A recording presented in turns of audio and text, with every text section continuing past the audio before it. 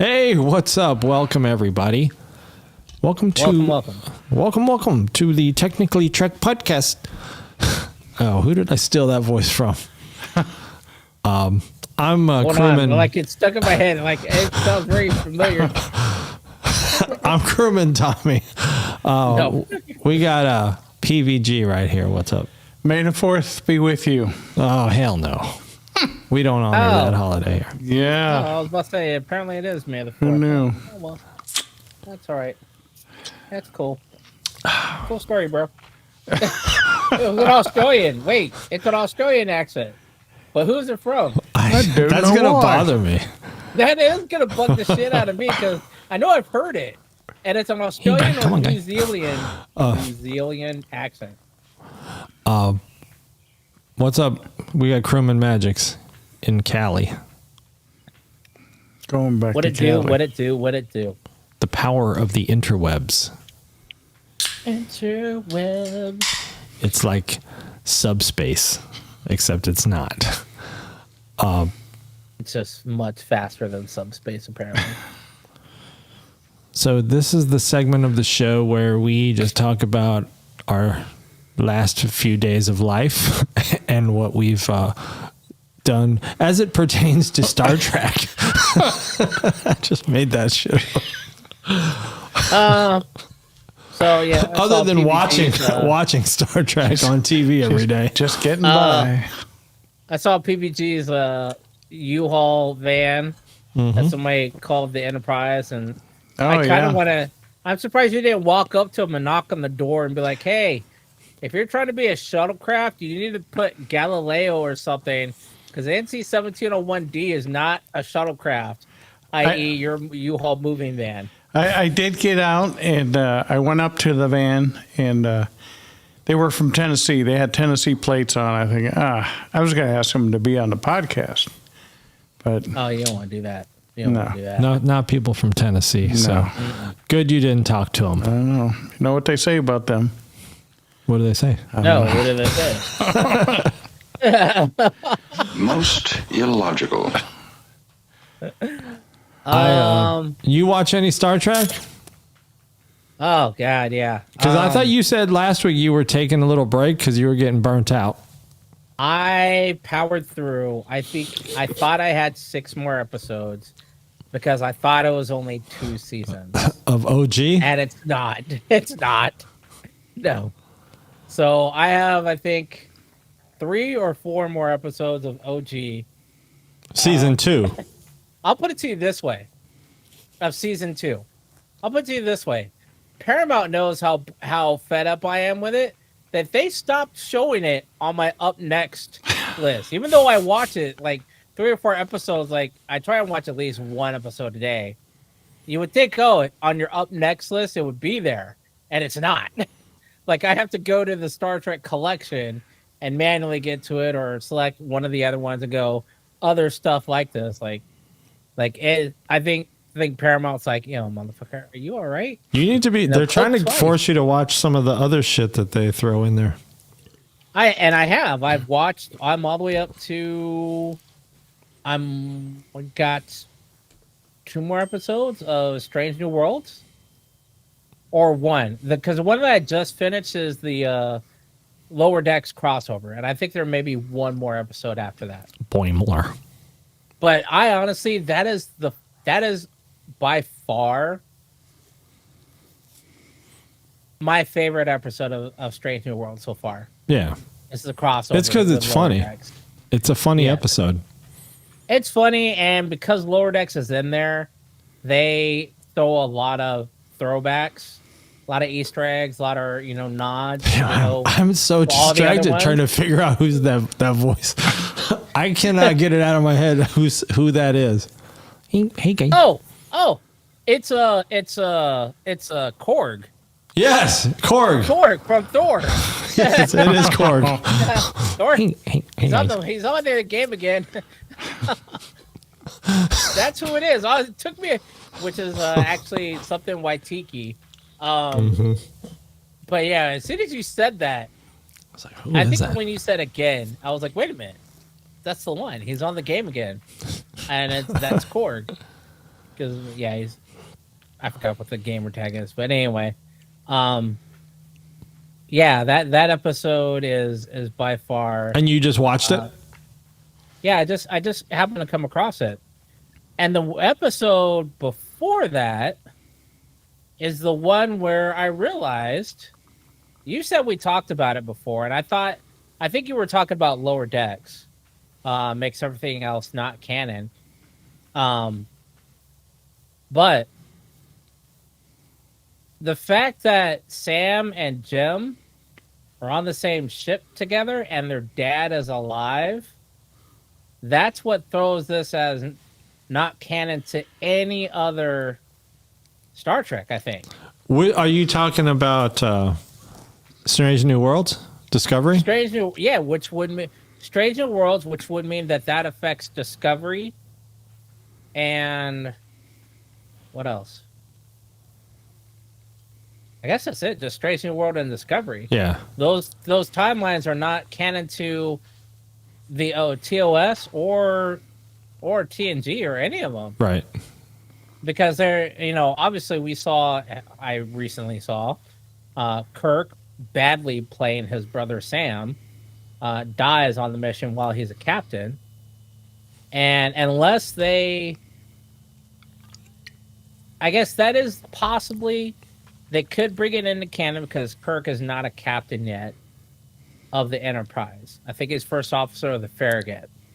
So unless they move the timeline up where he becomes captain and then his brother dies, and at some point his dad dies, it's definitely not in there, and especially with the Kelvin timeline, because that's completely off. But the Boimler episode, hilarious. They need to just go back to that. Paramount, if you're listening, man, could they do a live action Lower Decks? I think they could. I don't think they should. I think they need to have a crossover. I think just they bring need to have some characters into like the Strange New World universe. Into its own universe, really.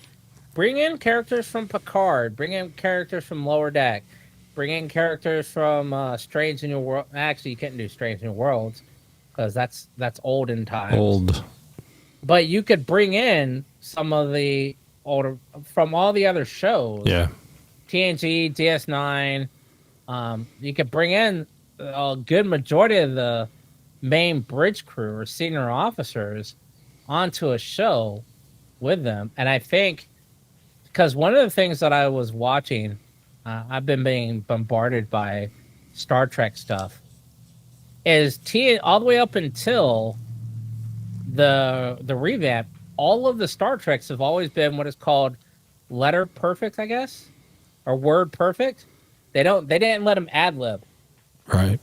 Which I think is partly what started making Star Trek so dry, and what's making it better is allowing the characters to ad lib, or if they are going to be word perfect, having the actors who play the characters and who have played the characters for so long, being able to rewrite the lines how they know that character would have said it, not based on what the writers put in. But I think allowing them to ad-lib, because Frakes even said, after that episode, we were like, fuck it, this is fucking great. Let them do it. And a lot of the shows that he started directing after that, it was like, ad-lib. We're gonna do one that's word perfect, whatever, best you can.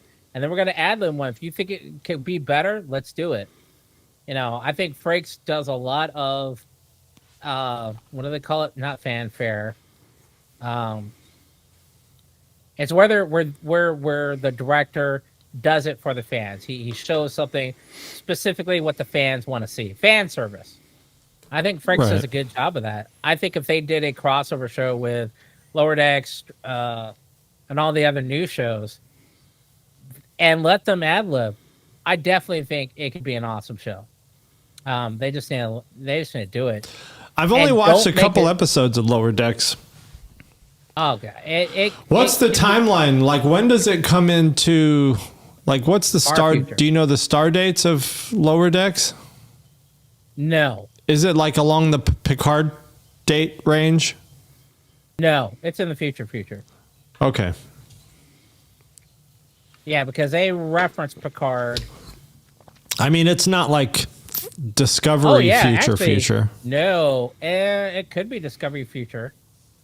But I do know it is well past Picard future because they reference Picard getting put into a golem body, which they did in Picard, season 2. Okay. So it's definitely well in the future of that. They talk about that like, oh, I remember in the olden times where some guy, Captain Picard, did this, and they put his consciousness in a body, and blah blah blah. Like, and they reference it as olden times. But they could be Gen Z, so that could have been 20 years ago. Yeah. But I don't think they're Gen Z. So it could be ahead of the Picard timeline. Oh, it's definitely well ahead of the Picard timeline. I've been watching. I'm sorry. Go ahead. I don't know where it falls as Prodigy, though. I don't know. It's all mapped out on a Wikipedia page that someone could look at. What were you going to say? I've been watching Picard, and I'm thinking, man, this is such good writing, and everything is good. Why are they not continuing this? Let's get Jack Crusher back in there. That's the rumor. Because Picard is old as shit. The rumor is the Picard spinoff would be what? Legacies? So that is dead in the water. As far as the last that I read, it is completely dead. Legacies would have been everybody's that kids. I was talking about. It would have been 7 and 9, taking the Enterprise F or J out now, I think is what it is up to. They'd be taking the Enterprise out.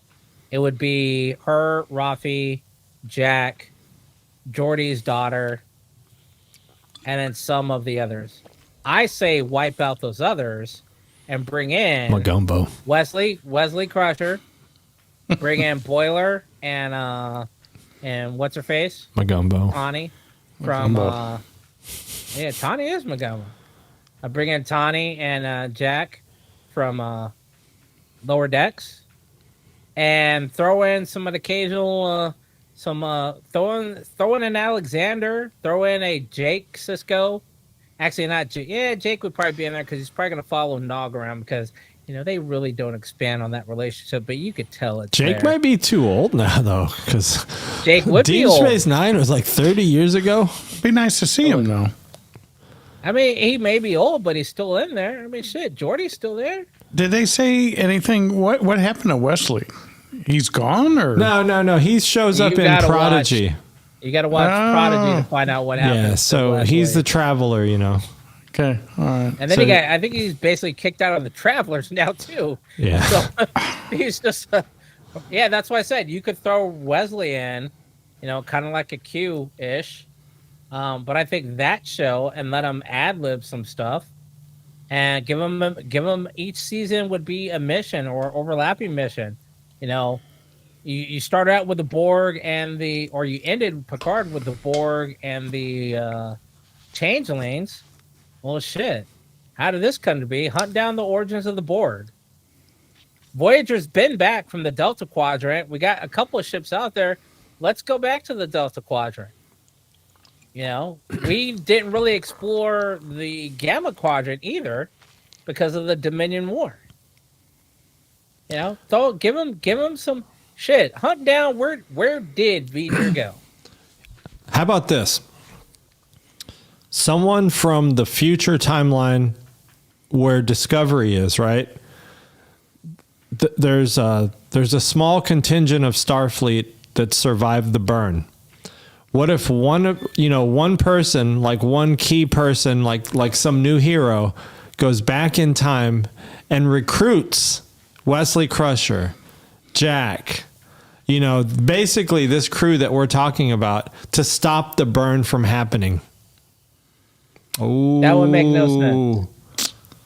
No, because they can figure out because they know what caused it now. Because remember in Discovery they found that species could cause the dilithium crystals to explode. Right. He had a mental breakdown. A Saru species, confined environment, surrounded by that much dilithium. Right. And what would be the point, though? We already know the cause of the burn. So what if we stop it from happening? Yeah. What if we could? Happening. because if you stop it from happening, nothing in Discovery would happen. But how You many would wipe starships out- do you think But you would save? that be a good thing though, to wipe out the existence? Because then that becomes canon, and a lot of the drama, a lot of the Hallmark movie that Discovery was, would be wiped out. Another reset. It would reset. I don't think it would go well. I wouldn't want to waste, if I was an executive, I wouldn't want to waste it on the burn. The burn is over and done with. Well, and We've already technically fixed it. the We've already burn may moved not past even it. happen, right? Because that when they jump in the future through the mycelial network or however they got there, I think it was it a Stamets thing that got them into do the you mean? future? Oh, Discovery. Oh, Discovery got into the future with Control, Doing something to the spore drive. and the Red Angel. That was all the Red Angel. Okay. They didn't go in with a spore drive. Oh, They- like a they wormhole. went in. Oh yeah, they They created went like that into a wormhole. Yeah. Yeah. Okay. So, and that could be an alternate timeline in itself. You know, the whole 31st century stuff that Discovery encounters. So the Picard timeline, and we already know that Discovery and Strange New Worlds is on a semi-alternate timeline. Or if not What now? fully alternate. What now? Say it again. Discovery and Strange New Worlds kind of have their own timeline now. I mean, No, the they're on the same. same No, timeline. they're on the same timeline, but they're different than like the Picard, Deep Space Nine, Voyager, Oh, yeah. TNG Yeah. timeline. TOS, I guess.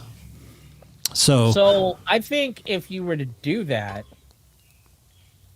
I would say have that crew jump into the future. Have the 7 of 9, Geordie daughter, Jack, and all them. They go into the future, kind of like what Discovery did, but go past. Actually, go to Starfleet Academy. There you go. There's your crossover. How about this? Have those kids and 7 jump to the pilot episode or 3 or 4 episodes into Starfleet Academy, and then go from there. And then the Academy is on, and this new show is on with the Legacies, and they're out doing their own adventures. Like I said, hunting down. Okay, we don't want to translate where the origin of the Borg is. Okay, where are the Borg in the future? Because we know the Borg is still there at the end of Picard, because that was the whole But thing. they're good Borg though. But they weren't all good Borg, because otherwise they wouldn't have gone with the changeling. Jump into the future. Where are the changelings? You know, hunt down. You know what? Their job is to because of the burn, Federation wasn't able to keep up relations with all these, you know, or keep tabs on all these people. Where is the Borg in the future? Where is the Breen? Where is the Gorn? Although I don't know if you could do the Gorn, because I think there's a Gorn in Enterprise from Lower Decks. But You whatever. mean in the crew? Yeah, I think it shows in Lower Decks that there's a Gorn in a Starfleet class on a base somewhere. But where are the other entities? Where is Trelane? Where's the Q in the future? I think we're going to find out where Trelane is in, well, at least in Strange New Worlds. Looks like he's going to make an appearance. Yeah, where are all these, you know, have it be a fan service of following up with all the stories that never got followed up on. Like what happened to the planet that Kirk and them just saved? You know? Well, maybe Or- so maybe they, you know, like Trelane, they're possibly going to confirm that Trelane is a Q. And so there's more Q. You know what? I even have a simpler idea than that.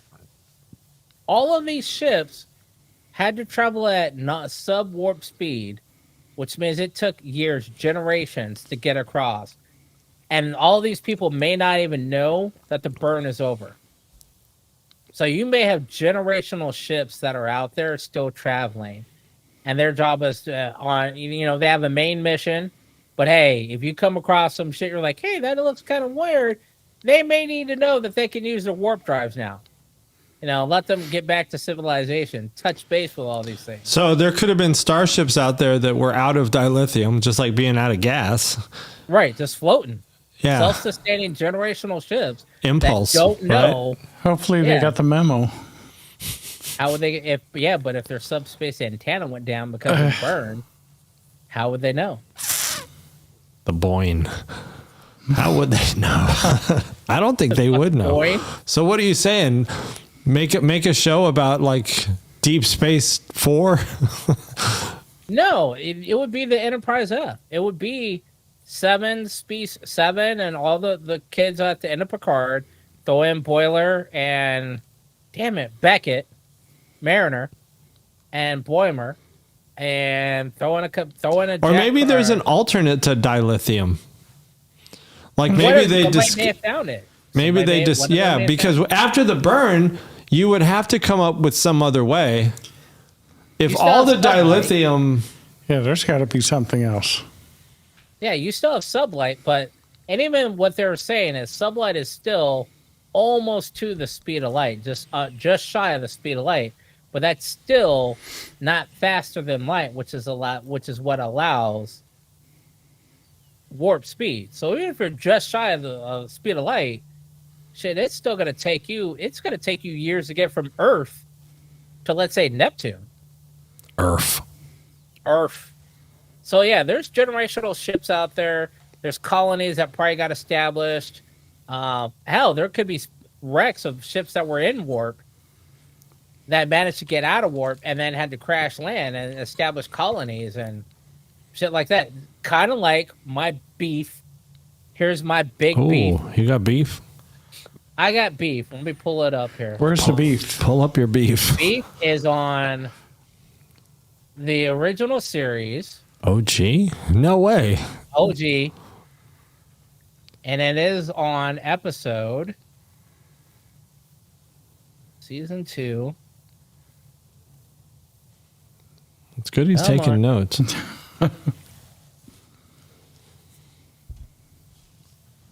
It is on the Omega Glory. The Omega Glory. So another prime directive dilemma.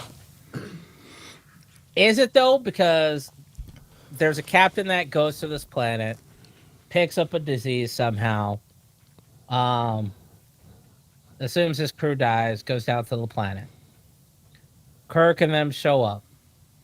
Like, hey, I know that guy. It was an instructor at the academy. Like, how does Kirk know fucking everybody, apparently, in this last, 6 episodes? Oh, I know that guy. Wait, so in this episode, when the Enterprise discovers this ship, it's just floating in space. It's just floating in space. And when they beam over, everybody's turned into, like, salt crystals or something. Yes. It's just their uniforms laying on the ground with, like, salt rocks. I remember seeing that as a kid. And from that, I remember probably for a good summer, I think I was terrified of rock salt because my mom used to make homemade ice cream. And that's what you used on it. And I think my dad fucked with me once or twice by putting his outside shoes and putting a trail of rock salt. And Bones said, no, this is the crew. This is what happens when you take every ounce of water from a human body, and this is all that remains. There's absolutely no liquid here. But this is the body. To the planet, and you got this race of people who's Yangs. basically Yangs. The Yangs are appear to be uncivilized caveman type dwellers. And what's the other one? Like the conchs or something? Yeah. And those are the civilized folk. So they go through this whole thing, and apparently Kirk mentions the word freedom, and one of the Yangs finally speaks, and it says, "Oh, you speak the words, the good words, or something. The holy words, the sacred and he's words." Like, yes. He's like, "Oh, okay. Well, we can be friends now." I'm like, that was quick. That was faster than Dom and fucking Brian and Fast and Furious. We're like, what the fuck? Family. So, but needless to say, he knocks Kirk out, escapes out of jail. I'm truffling along here, and I'm like, what the fuck? And I get to this part because I'm playing Call of Duty at the same time, and Kirk gives this speech, and I was like, "Ooh, that's a good speech. I should tell Tom to have Patty do that one." I think she has done that one already. But then, we the people. yes, he's like, "What?" He said the words are sacred words are. And I was like, that sounds like they got like some really weird Ebonic remix. It was like, we the Inhibit it. And it turns out they're saying we the people. Liberty bibbity. And Kirk's like, what? Bibbity bibbity boo. People? And he's like, and so oddly enough, Kirk somehow memorizes the beginning of speeches of the Constitution from hundreds of years before his time. You know, we the people of the probably sound the blah, blah, Declaration blah, blah, blah, of Independence. Yeah, come on, man. My bad. I don't know. But then I'm like, did I fall asleep? Because I'd already fallen asleep once. I had to go back and get caught up. So I rewound it. When I was like, I know I haven't fallen asleep since, but I don't remember this. How the fuck did they get the Constitution or the Declaration of Independence? And where did they get an American flag from? So I had to go back America. to the part before they even beamed down to the ship and rewatch it. And it never explains how they got the Declaration of Independence, how they got an American flag, how any of this came about on this planet where and the Yangs, he's like, Yankees. Stop trying to yank. Like, no, Yankees and the Confederates. I'm like, these are some stretches for the writers, but they never say how this pre-warp civilization got any of this, because the captain from the Enterprise that beamed down to the ship and realizes, hey, we're immune to this now after like 4 hours, he's only been there a year. Why would he have the Declaration of Independence? Why would he have this battle-torn flag of the U.S.? So I was like, all right, maybe it's explained in the next episode. And I started that, and I'm like, this is no tie-in. They don't. That's not how they roll. These are individual storylines. OG never carried anything over.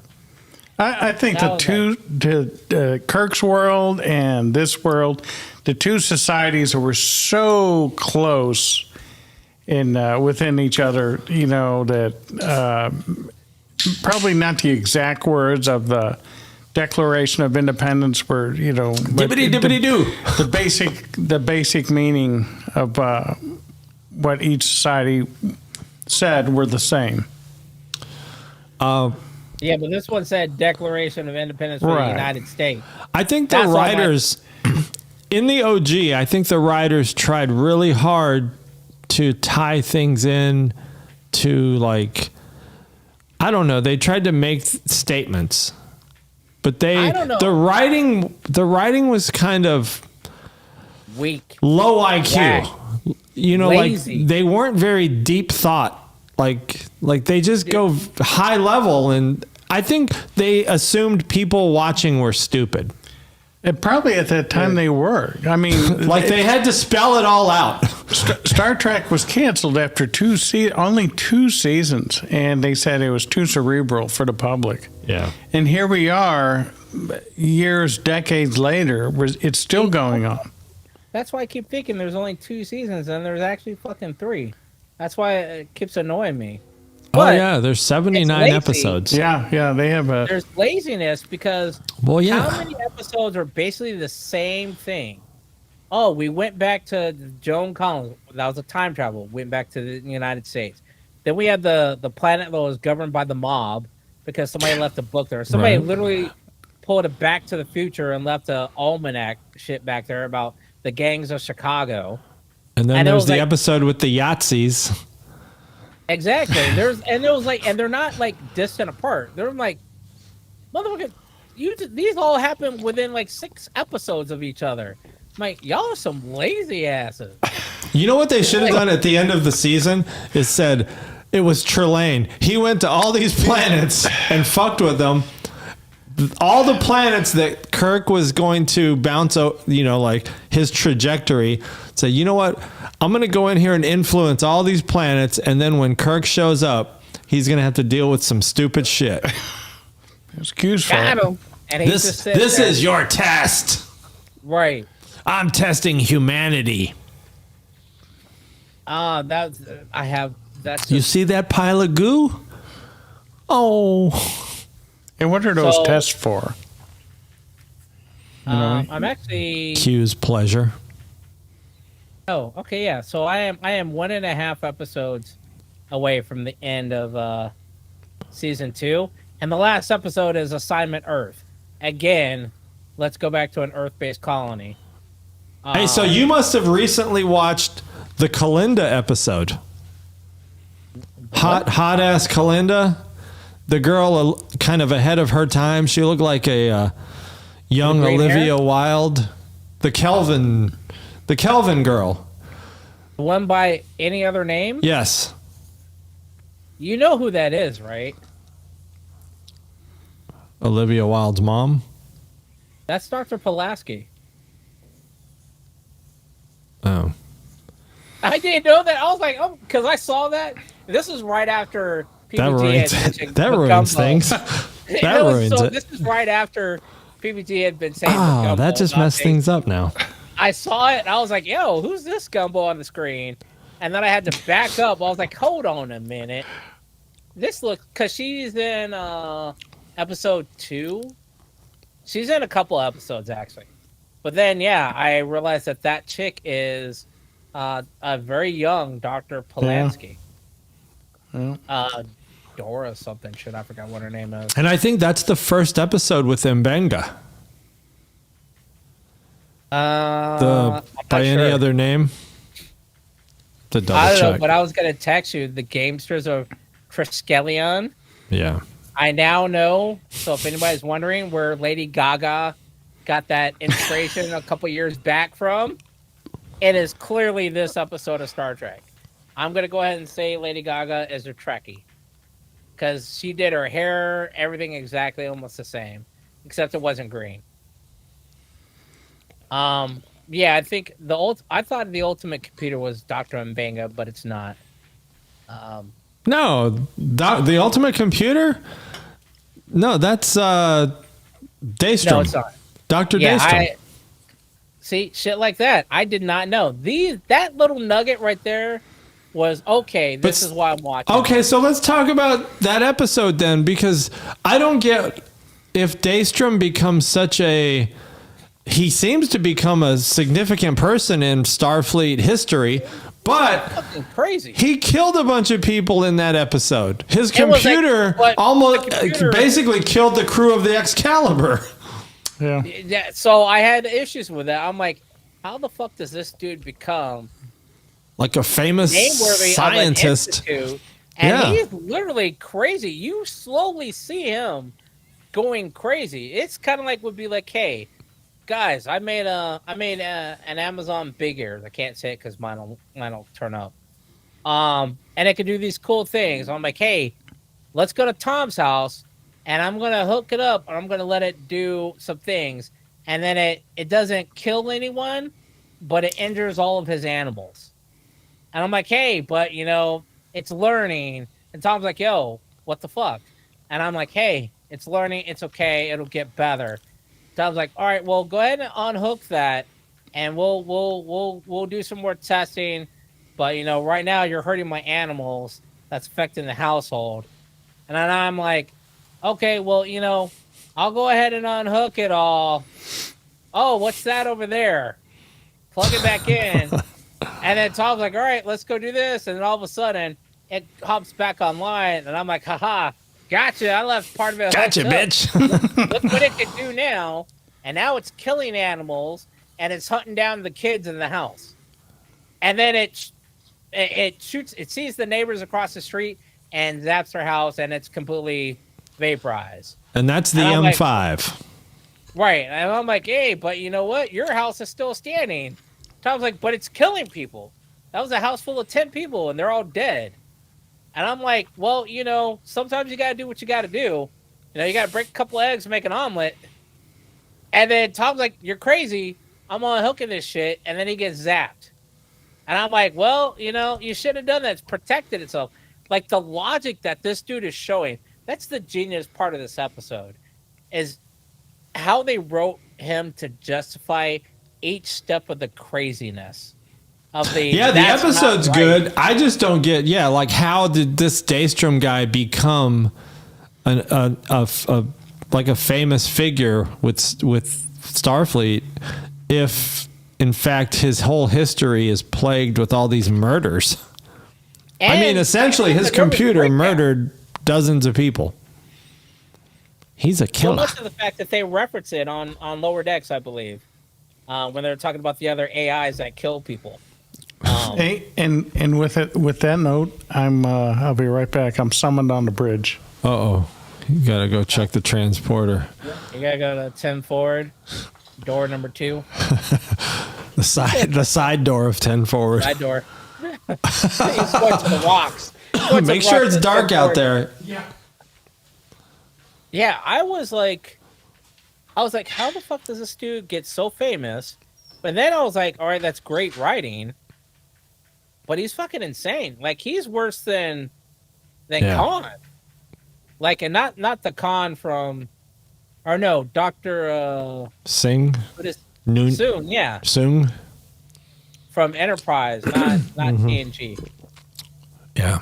Like, the level of crazy, hey, I know my augments are murdering people, but look what they've achieved. And it's like, wait, what? I just realized that. I see, and I wonder. What? You have an octa arm holding your stream deck and something else and something else? Right here? Are those 3 arms? Yeah. Is that 3 arms? Yeah, it's holding a camera and a light. Ah, okay. I thought that was 2 different things.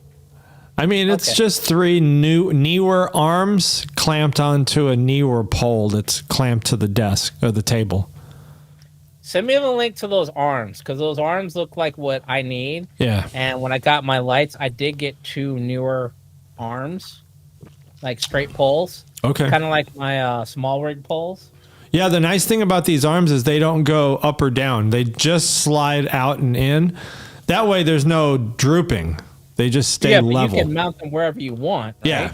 On the arm? Right. Yeah, I need some of those. Yep. Yeah, they're just clamped to the pole. That's not even the pole that came with it. I don't even know. My pole's over there. Too far away. But yeah.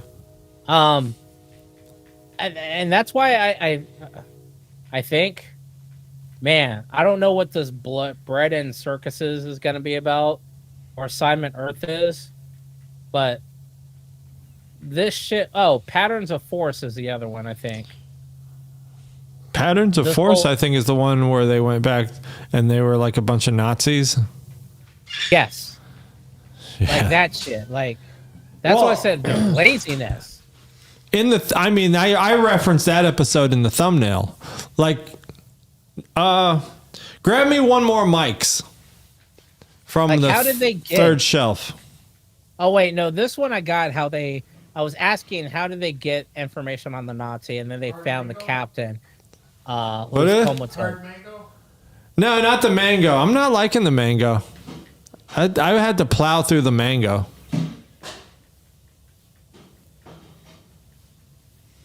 Is there any choice? You know what? You could just grab a hard Mountain Dew. What I forgot to look for.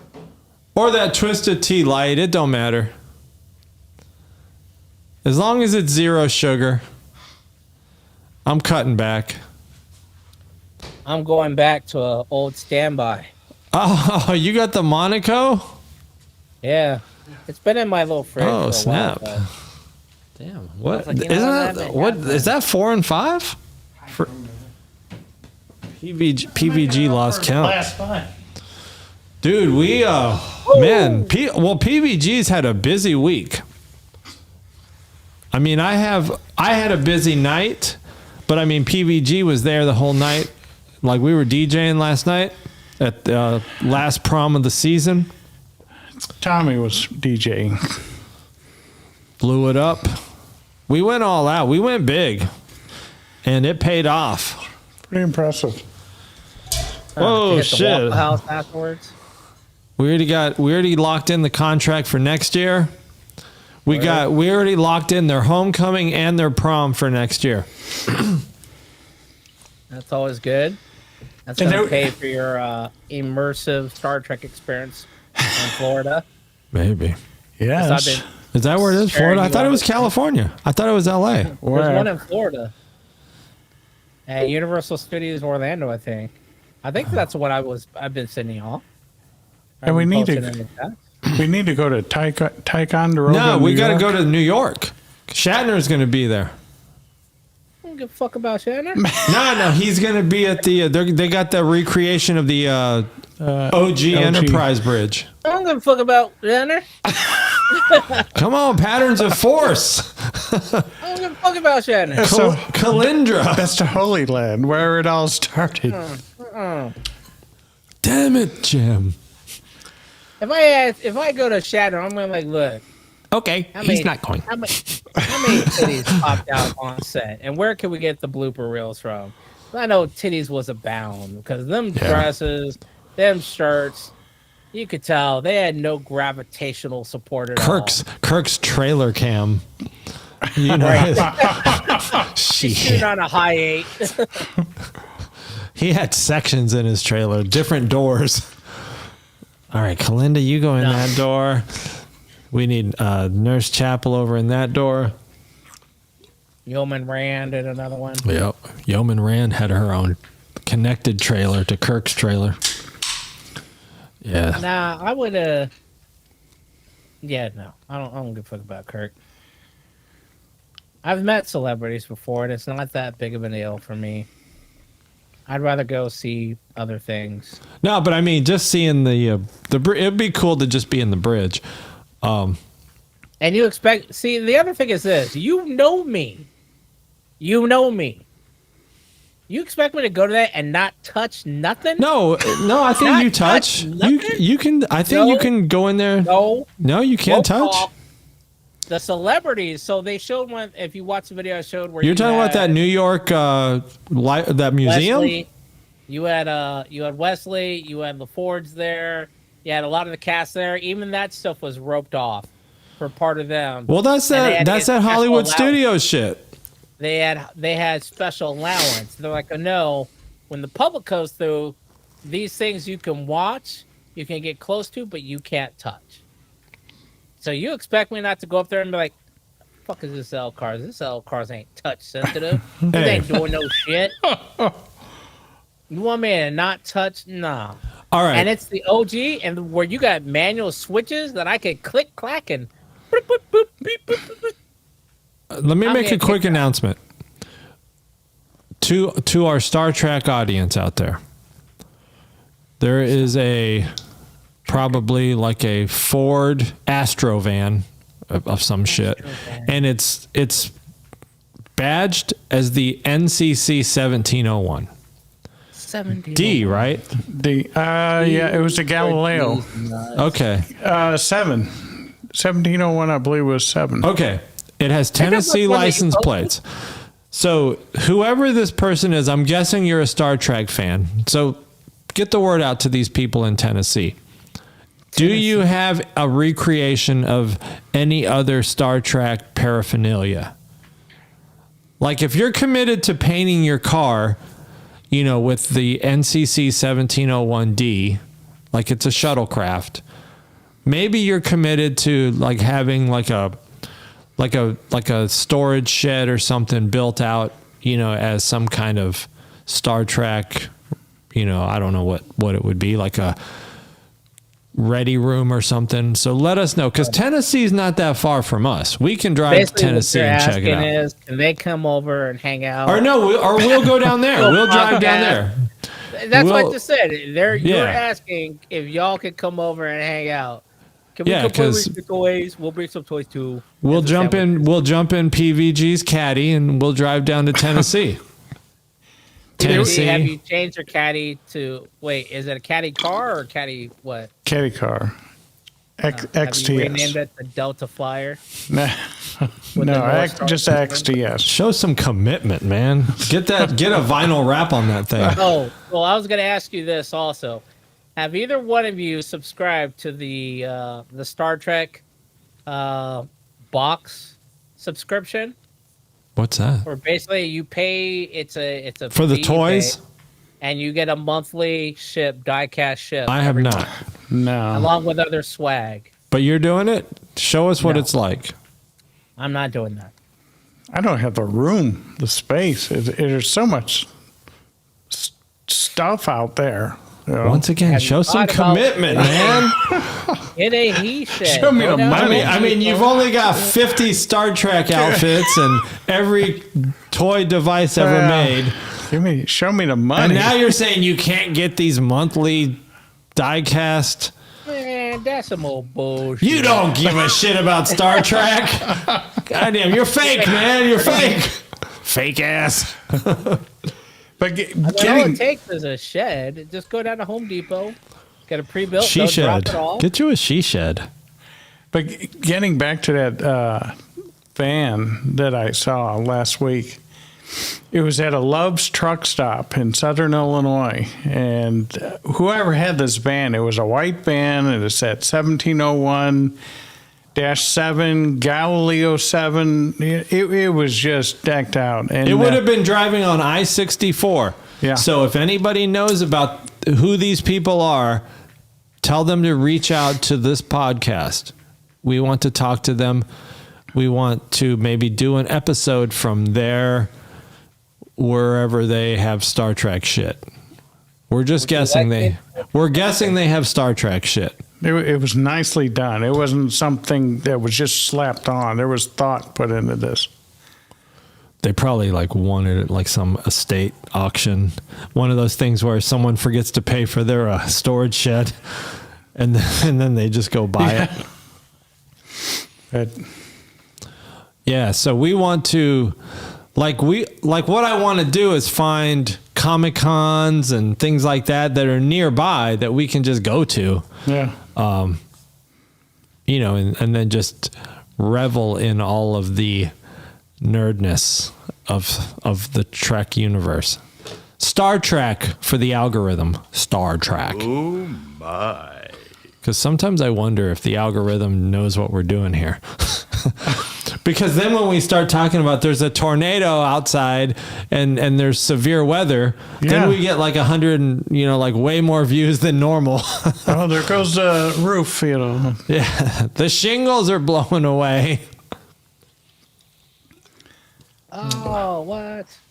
Oh, let me bring up, we got to get into this PowerPoint. Oh, there it is. There it is. Oh, hold on. Are you able to see that? There it is. Yeah. Yes. Hold on, let me bring up that screen. Here we go, Star Trek community out there watching. I didn't know we had a screenshot of that. So I just took it. If anybody sees this van and knows who this is, they have Tennessee license plates. Get them in touch with us because we want to know what's going on. They must be true Trekkies. If you have the balls to put that on your personal vehicle, I can't imagine what else.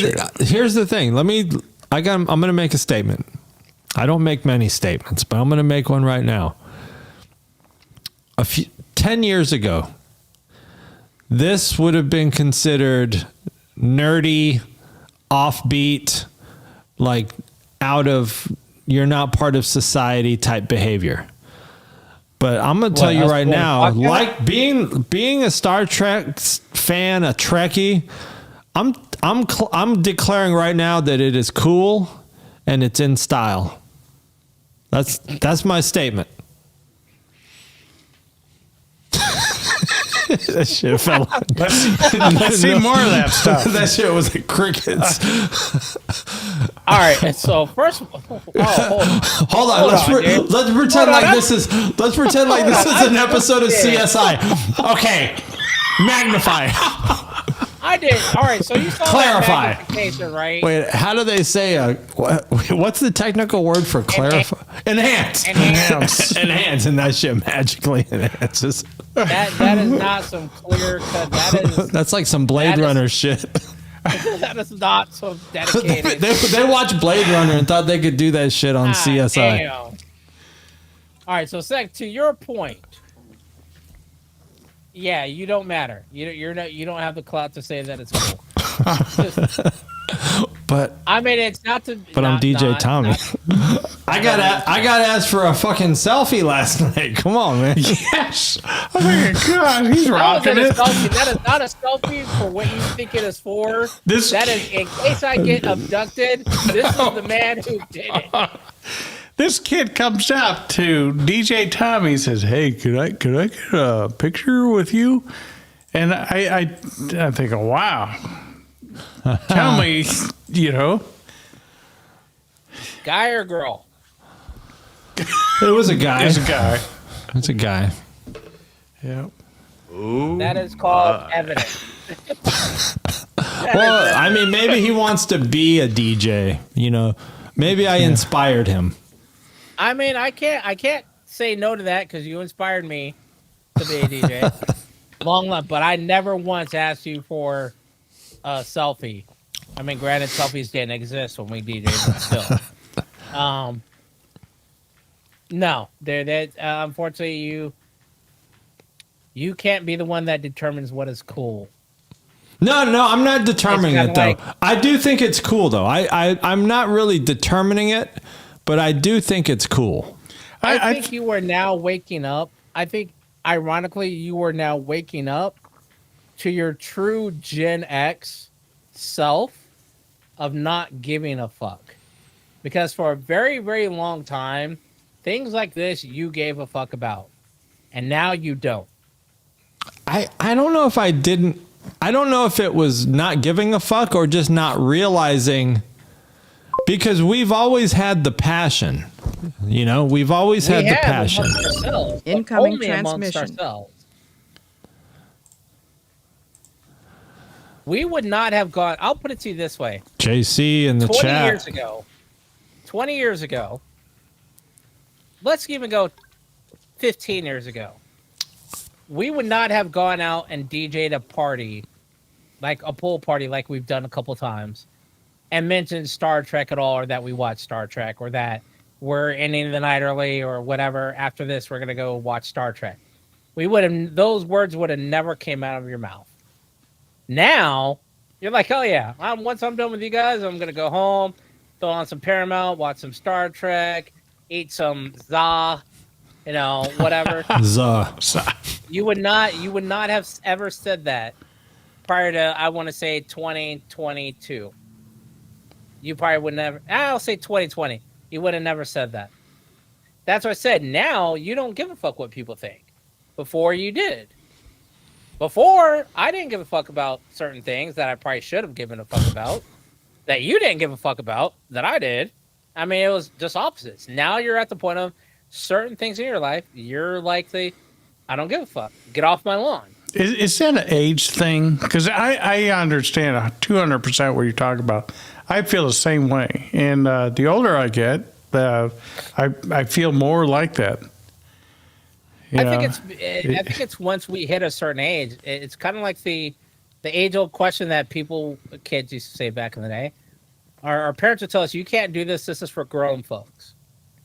Well, when do you become grown? No one tells you you're grown now, unless it's some shit that they don't want to do. Oh, well, you're grown now. You can go do this. A lot of people confuse me for being an adult because of my age, and it's just not Facts. happening. Yeah. I'll always be at Toys R Us. Now kid. that this dude knows the word gumbo, he's like calling gumbo. I've seen it. I'm like, you need to rein it in, son. You can't put it out there like that. Not every girl is gumbo. Not every girl is gumbo, and not everyone's gonna know what gumbo is. Once you put it out there, and the wrong people pick it up, they're gonna abuse it. Because at one point in time, I thought about starting a podcast calling the Gumbo Crew.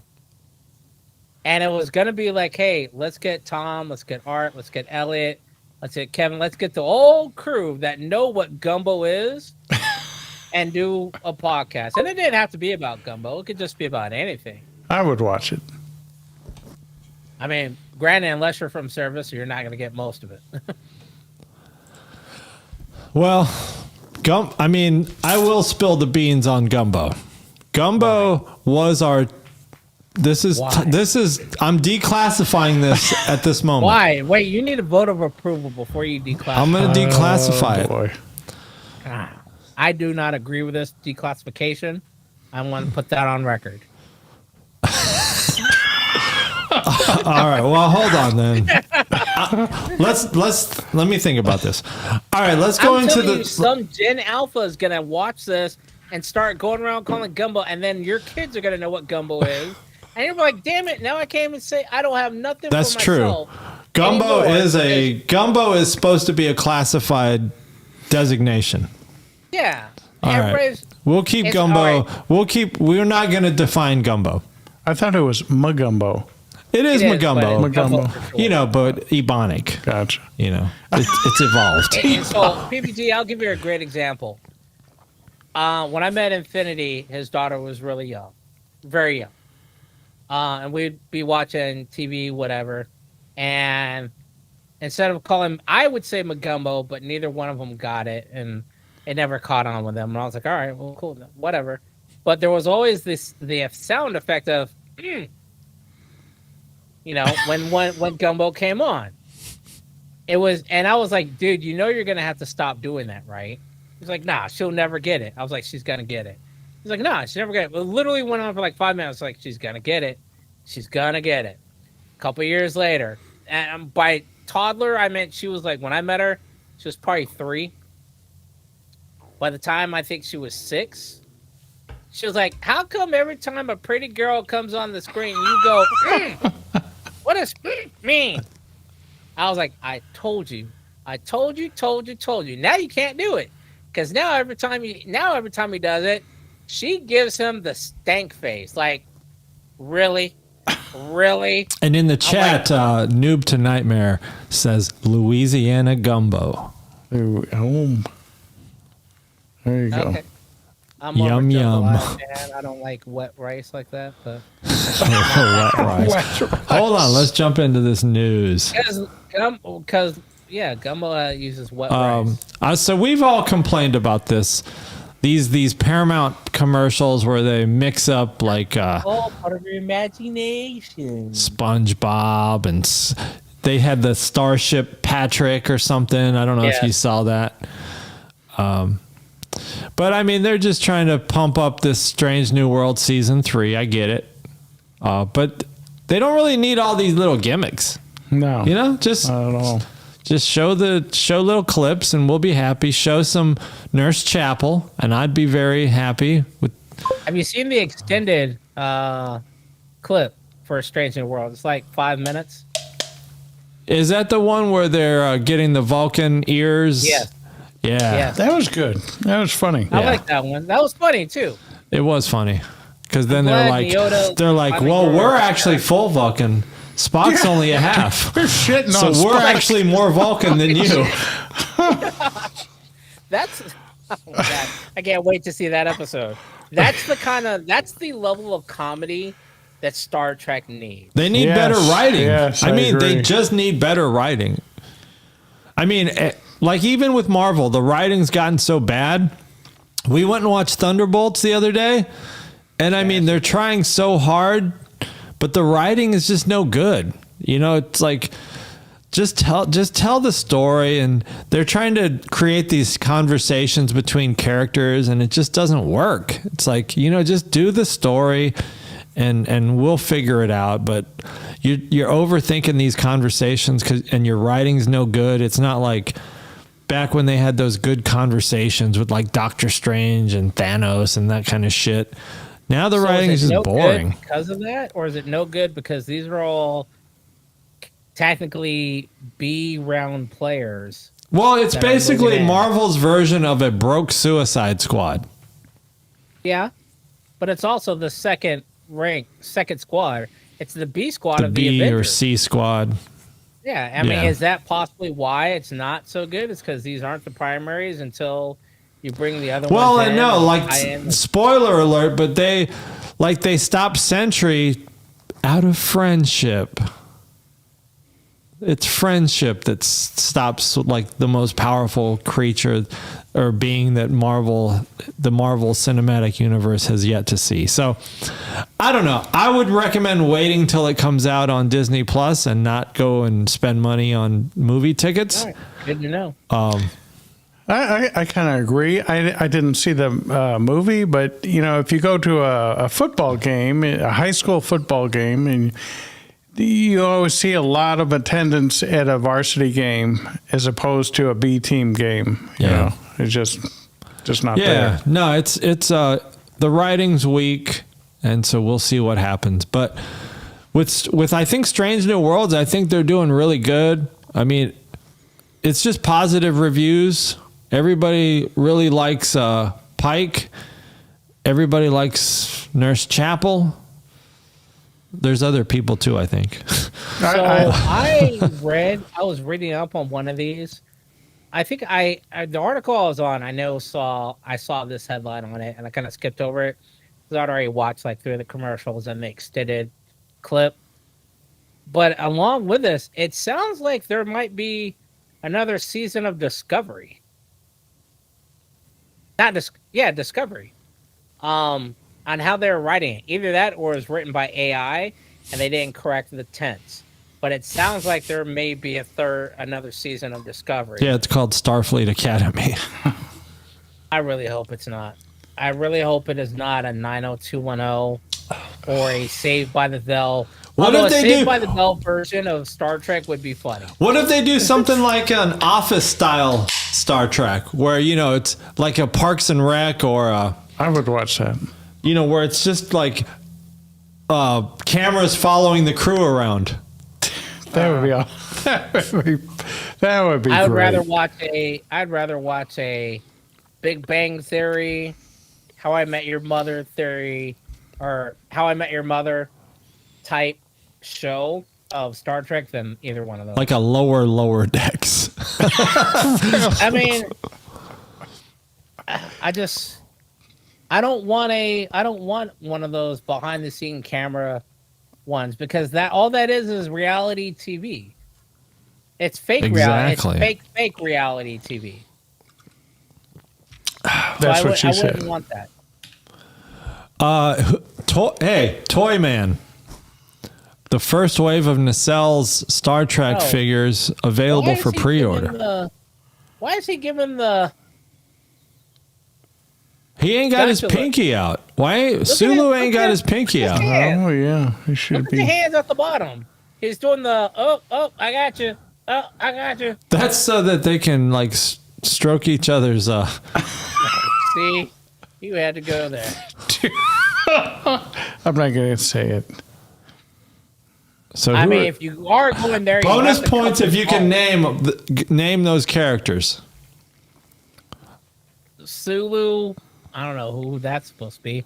Random engineer. No. The old man? That's Jellicoe. No, the dude in the... Yeah. The guy in the spacesuit. Random engineer, Jellicoe. Scotty's Archer. nephew.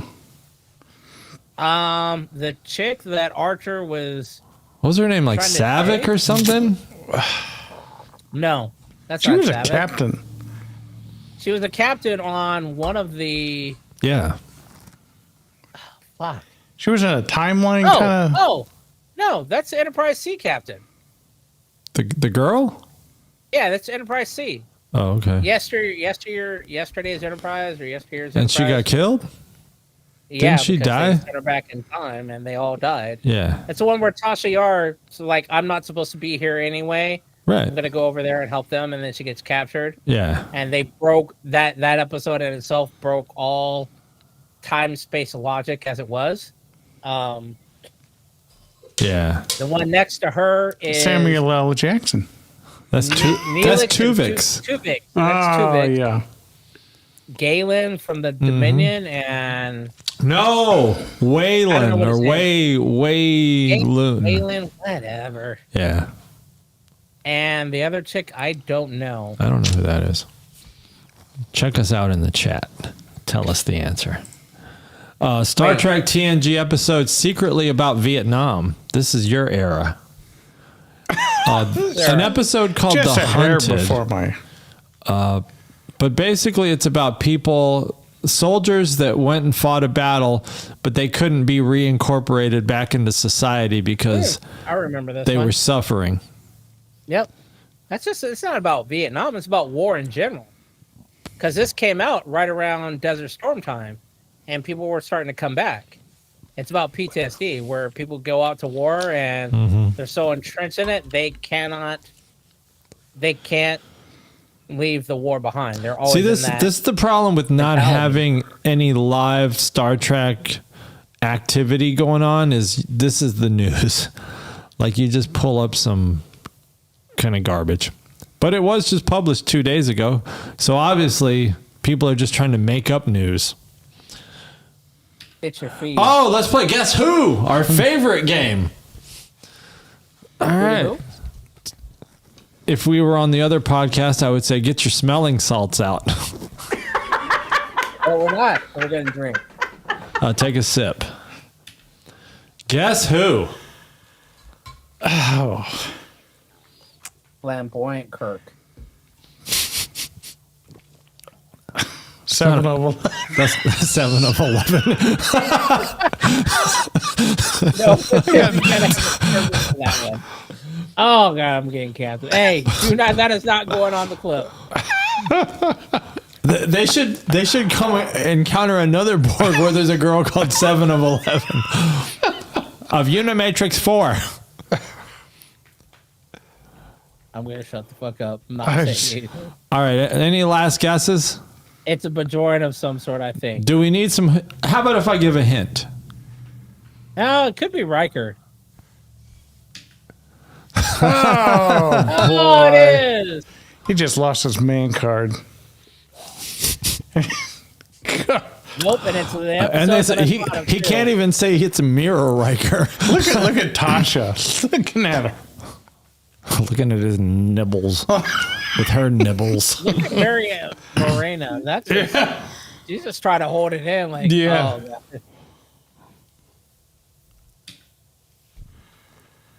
Oh, God. That's Spock Yeah. Yeah. from Discovery. Only because I just watched that episode the other day. Yeah. Needs a haircut. The next one's going to be very easy. I should have just not even included it.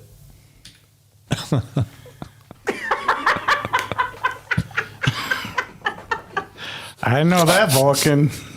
Oh my. Yep. Yep. All right. I should have did 5. I shouldn't have counted that one. What ship? Consolation. I don't think it's a Cerritos. I think Cerritos has a 5-digit designation. Oh, Excelsior? No, this one's got its own show. Oh, Cerritos. You want to take a guess? Not a. Ouch. Oh. Not paying attention to those numbers, are we? Man.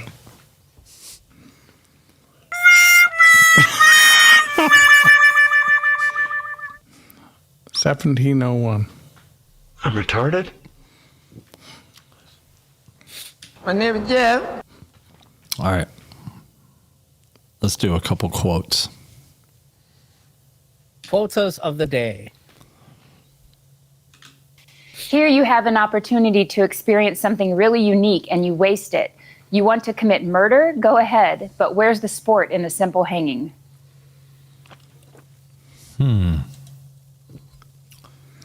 That's Kirk in our episode that I watched recently. We've talked about him. Yeah. That's on the That's the Picard. the Nazi. That's on the Nazi planet. No, it's the Trelane. Oh, are you sure? Yeah. I'm sure it is. Here you have an opportunity to experience something really unique, and you're wasting it. You want to commit murder? Go ahead. But where's the sport in a simple hanging? Huh. He said A had a very similar line. Next one. What's that called? Like the Prince of Portos or something? I can't think of the name of the episode with Trelane. Don't remember. Here we go. It may be a matter of seconds or minutes, but those could be the minutes that change history. Oh. I would say Picard.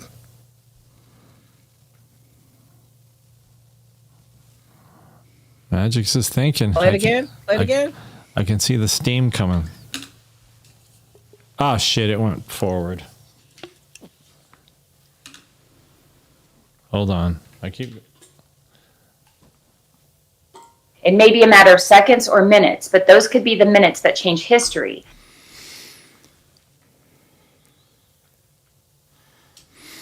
I'm going to go with Picard.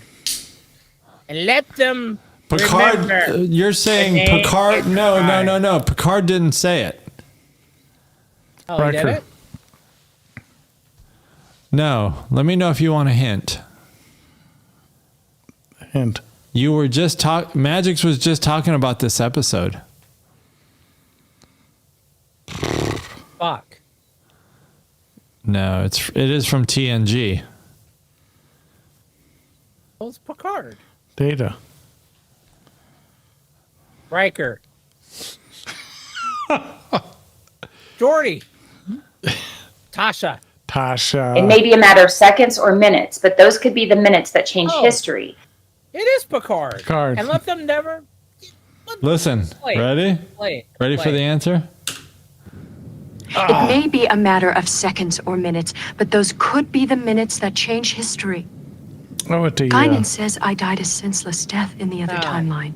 So I had to I didn't write. like the sound of I that, had Captain. to write episode Yeah. because he says and let them remember. So the that name was Enterprise." yesterday's Enterprise. That's the episode.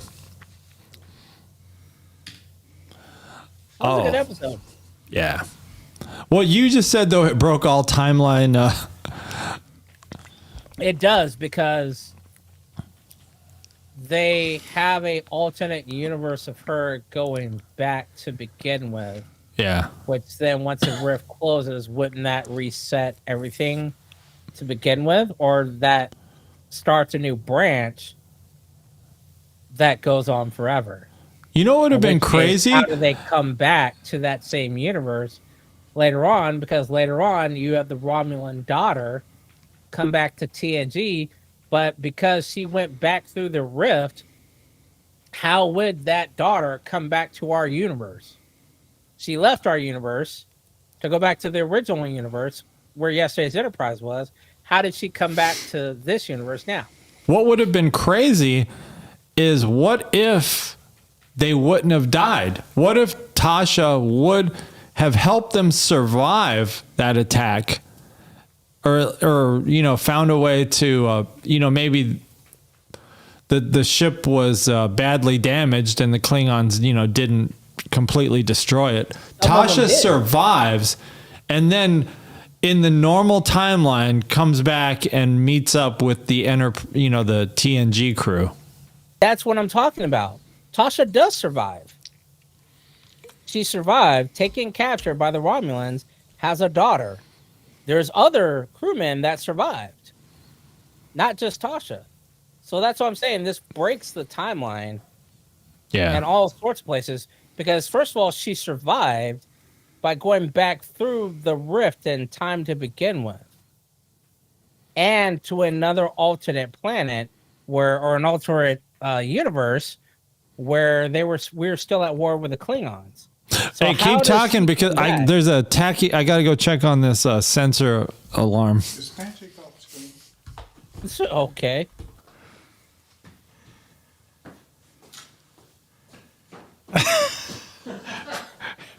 Red alert. Shields up. Shields What, you got a tornado coming in? No, he had to go. Oh, See, he had to go Captain water Lizardo. the Yeah. 10 forward rocks. So Correct. anyway, Tasha Yar goes back through the rift from the timeline where the Federation is still at war. So already it's one rift. Then because she leaves that Enterprise. And she goes back to the rift. So that's one multiverse through a time change. She survives the attack. The rest of the Enterprise is destroyed. But I'm presuming there's other crewmen that survive as well. She tries to escape her captors, ends up getting knocked up by him, has a daughter, who then later comes back into the regular timeline, or in the regular universe, as her Romulan daughter. So the question is this: how does that Romulan daughter jump from not only a different timeline, but a different universe into regular canon TNG universe? Are they the same universes or?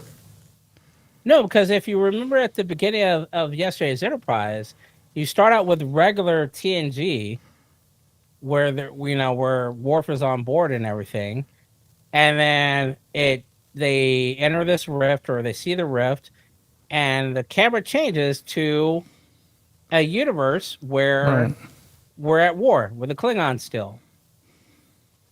And then yesterday's Enterprise comes out, and like, oh well, we can't make it, blah blah, whoop doo, yada yada yada. Tasha says, I'm not supposed to be here anyway, so I need to go back. Or so let me go back and help them. She leaves that Enterprise. She leaves the Enterprise D. I'm going to just kind of call it the Mirror Universe. She leaves Mirrorverse D to Mirrorverse C. They still lose the battle. She gets knocked up, has a daughter. Right. The rift closes, and it goes back to regular universe D. Later on in the series, Tasha's daughter comes back somehow from Mirrorverse C. To You're regular leaned out of the picture. I can tell. I'm looking at the ninja window. So, how does Yar's daughter jump from the Mirrorverse and timeline back into regular TNG? I'm thinking that they never left. Right. I'm thinking the writers never thought that far. Or they just had different writers. It's like yeah. It's like, oh, he's the one that wrote her death. He took the day off. Yeah, I mean that. I never really thought about it, but yeah, how would she have done that? Like, they never explained that. I mean, granted, I suppose I may look further into it, hold judgment on me, because I haven't watched it in a while. Just something that popped in my head. After TOS, I will be going back in, and I'm probably going to watch TNG. No, I may watch TNG here and there. I think I'm going to watch DS9. Yeah, I think I'm going to start DS9 as well, because DS9 was a light watch for me. Like, it was just one of those background shows. I don't know if I was processing everything going on with DS9. Not as well as I could have. I definitely know that. I've already watched, and I don't think I watched any of it in order. Yeah. I'm being called to the bridge again. Be right back. All right. I've already watched TNG twice. When I went out, the dogs were out there. So I had to go into the house because I knew that someone was probably standing by the door waiting. I've watched TNG twice. I know at least twice. Voyager at least 3 times. Yeah. So I think I'll go back. I think I've only watched DS9 once. And DS9 has some good episodes, but it's also got some bullshit episodes. Right. Honestly, I think that Cisco, he has some great episodes, but in between, he's got some bullshit acting. Like he's kind of a one-dimensional character, you know? Right. Like, I don't know. I think he could have been. I think some of his lines could have. I think they need to have a choose your own adventure. I mean, I got Star Trek. Whenever I see this line said, I you see filmed people 4 episodes of this line taken. You pick the one you feel is best. I see people always posting how like Cisco was the best of all the captains or Janeway was the best of all the captains. And I'm just like, I don't know. Janeway definitely was not. They each have their pluses. Janeway was too. My problem with Janeway, give up the ship. Right. Fuck, I'm killing everybody. Janeway's problem was she put other people before her crew, and I think the mission statement of a captain is your crew comes first. So I always had beef with Janeway.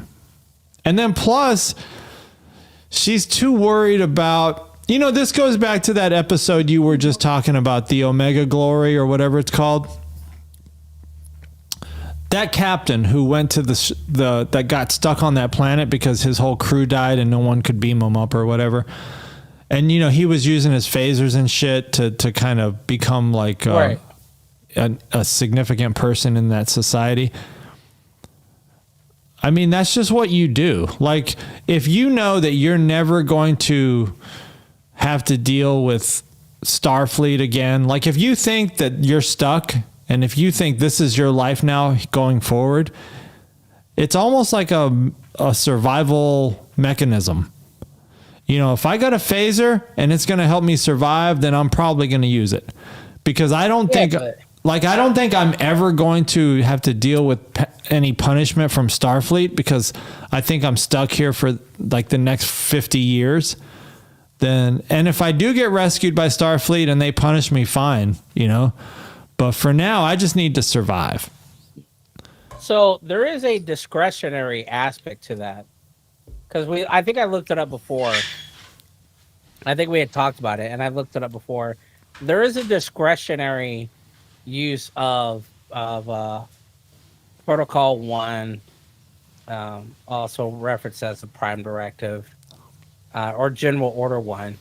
It is one of those things that you can use at your own discretion, and there are certain punishments for it. But I think it's just one of those, if you're captured like that, that's one thing. You could survive without that.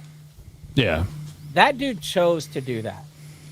He didn't have to use it. He could have just been like, hey, like they noted on Voyager and a couple other ones, hey, we can just go find some place and live out in the caves and just, we don't have to use this. If I need to use my phaser to kill an animal, I could do that. But this dude's in the middle of town using his phaser like it ain't nothing. So that's that aspect of it. Oh, you know what? To follow up on that episode, Sulu and, you know, like a little security team came down to save them. Right. Did they have to stay on the planet several hours? Because they didn't. Yes. All right, because they didn't really comment on that. So had they beamed back immediately, they would have all turned into salt crystals. So I had something else to say with that. How come nobody fell down? Spock had them beamed on top of a ridge of a mountain. How come nobody fell down when they materialized? Like, it obviously wasn't clear level ground. And every other place they do it, it's clear level ground. How come no one fell, lost their balance, was like, oh shit, we're on the ridge of a tall ass mountain. No one fell down. That's unrealistic. What? Unrealistic? Get out of here. I'm just saying. Get out. Oh, let's do some multiple choice real quick. Fascinating. Clandestine theme. The episode? Oh shit, I'm on the wrong window. Is this with Picard and Beverly?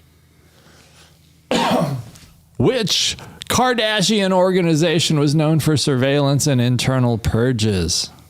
Well, I think it's going to be Obsidian Order since I know they're not Orions, and I know they're not Romulan. So I'm going with Obsidian Order. The Obsidian Order served as the feared intelligence agency of Cardassia. DS9. Cardassians always have some weird ass names for shit too. I'm sorry, they did. Everything is very. And I included references to episodes. Thank you to ChatGPT for including the episode in case anyone needed to fact check. Oh, okay. Which underground Cardassian faction opposed Dominion control during the war? I'm going to go with the True Way. True Way? Because that sounds like a almost let it slip. That sounds like a ridiculous name. And of course, it is correct. From the episode The Dogs of War, it looks like a lot of DS9 going on here. Hey, which temporal faction attempted to rewrite history during the temporal Cold War? A. Suliban. Suliban Cabal. The Suliban Cabal interfered in history under the orders of a future entity. From the Enterprise, Star Trek Enterprise. Episode Cold Front. And you know, they never reveal who the future entity is. No. Yeah, they do. Who? Yeah, they call it the unknown entity. No, it's Archer. Archer is the one that initiates the temporal Cold War? Oh no! I'm thinking when the guy thinks it's the guy from the future, and Archer jumps out in space. Yeah. No, I think it's the dude from Voyager. And I don't know if you watched that episode. Yeah, the one that Janeway has to catch when he trips over a body. Yeah, the one where Seven tries to catch him and then has Janeway do it. Yeah, I know. I actually was just watching that the other day. I saw part of that. Which rogue group of former Federation citizens targeted Cardassian colonies? The Maquis. Yes. Maquis. The Maquis. Maquis. Marquis. What organization plotted to destroy the Dominion founders using a biological weapon? B. Section 31. The Trumpers for national security. B. Sec 31. Sectation. And who was their leader? I don't know. What's his name? Odo. No. I can't think of the guy's name. He was on Discovery for the guy he was a Klingon reborn or something. He took Tyler? over. Yeah, Ash Tyler took over Section 31. I don't think Ash Tyler took over Section 31 in DS9 though. Oh, like 100 years later? Yeah. How long do Klingons live? I don't know. Who worked with the Obsidian Order in an unauthorized preemptive strike against the founders? I'll go with the Orion Syndicate. I would say, yeah. The Tal'Shar and Obsidian Order joined forces in a failed attack. They failed. Maybe that's why no one knows about it. Probably. Who attempted to assassinate Romulan senators using a telepathic weapon? I'm going to go with Tal'Shar. But aren't they Romulan? Yes, they are. So they're going to kill themselves? See? Yep. Yes, they will. In a TNG episode, The Mind's Eye, if you want to reference that. What Bajoran group temporarily seized control of Deep Space Nine? The Bajoran? The Bajoranians? I'm going to go with the Circle.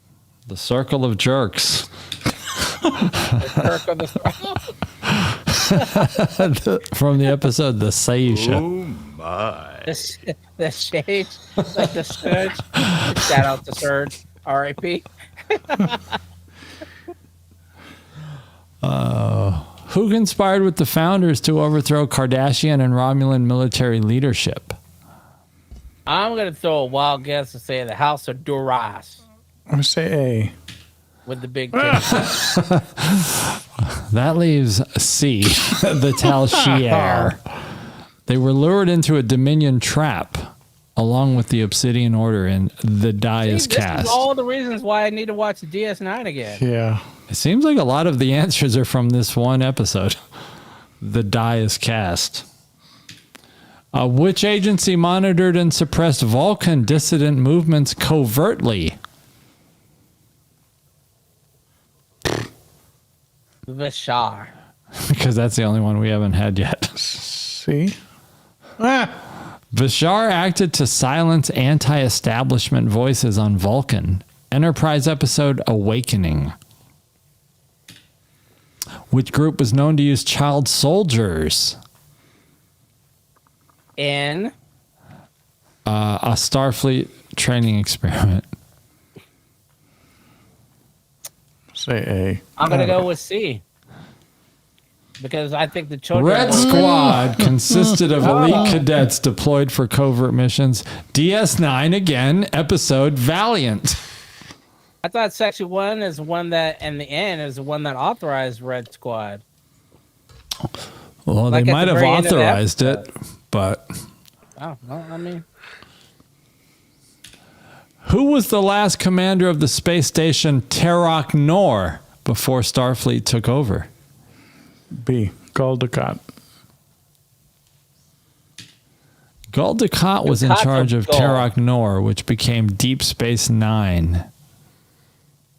When it was just a simple mining colony. Yep. What is the name of the Vulcan discipline that suppresses emotion? C. Shakarakara, shakarakara. But I want to say Shakari. Because it sounds good. How about I say C? Culinar. It should be Shakari, but it's called Shakari. Shakari. I'm on tonight. I'm a hip don't lie. Yeah. Purge. You gotta purge them emotions. Purge all over your girl. Who served as the chief of security aboard Deep Space Nine after Odo left? A. I would say Nog. You going I don't know who Nog? Eddington is, so I guess I'm going to go with Nog. I don't really get Dukat. John Eddington. Ferengi eventually became a Starfleet officer and filled several command roles, including security support late in the series. Didn't he, the actor that played Nog, didn't he pass away? Yeah. Did he? Oh, Yeah. man. He wasn't that young. Shout out. Or old. Ally. Oh, wait. What do they do? Yeah. What are you allying to? Allying to the dead? It's so crazy, the backstory of that. we allies with Nog. I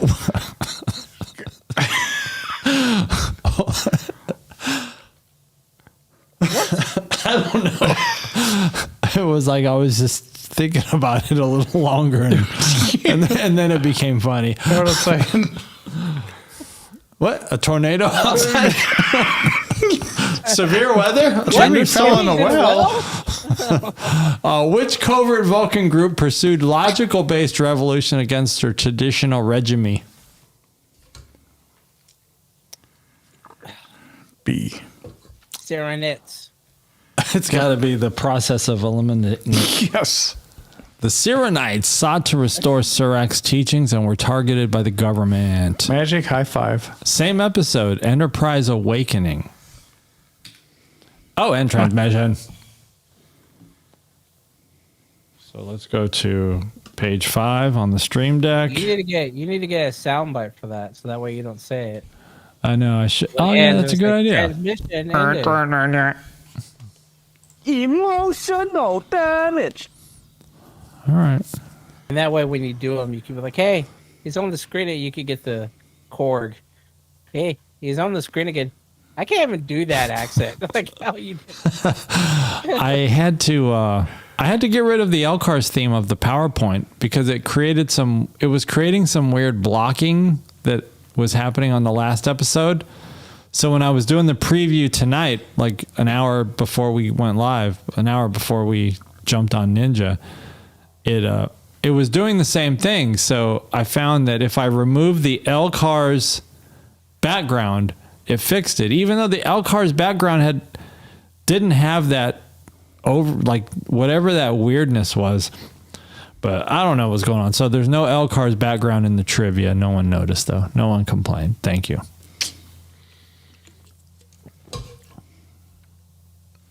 Oh, see that? Like a hidden thing there. Oh, can't even see it. Can't do it back. What does that mean? Peace sideways? No one knows what it means. It just means greetings to you. I hope so. Because when we were packing up at the prom last night, Patty brought the kids, and so when PVG went over to say hello, Riley was just like, and then he was confused. I think, did she just? Wait, Riley just gave up deuces? Yeah. And I didn't know what it meant. I'm thinking, did she just? Wait, pause. How did you not know what deuces meant?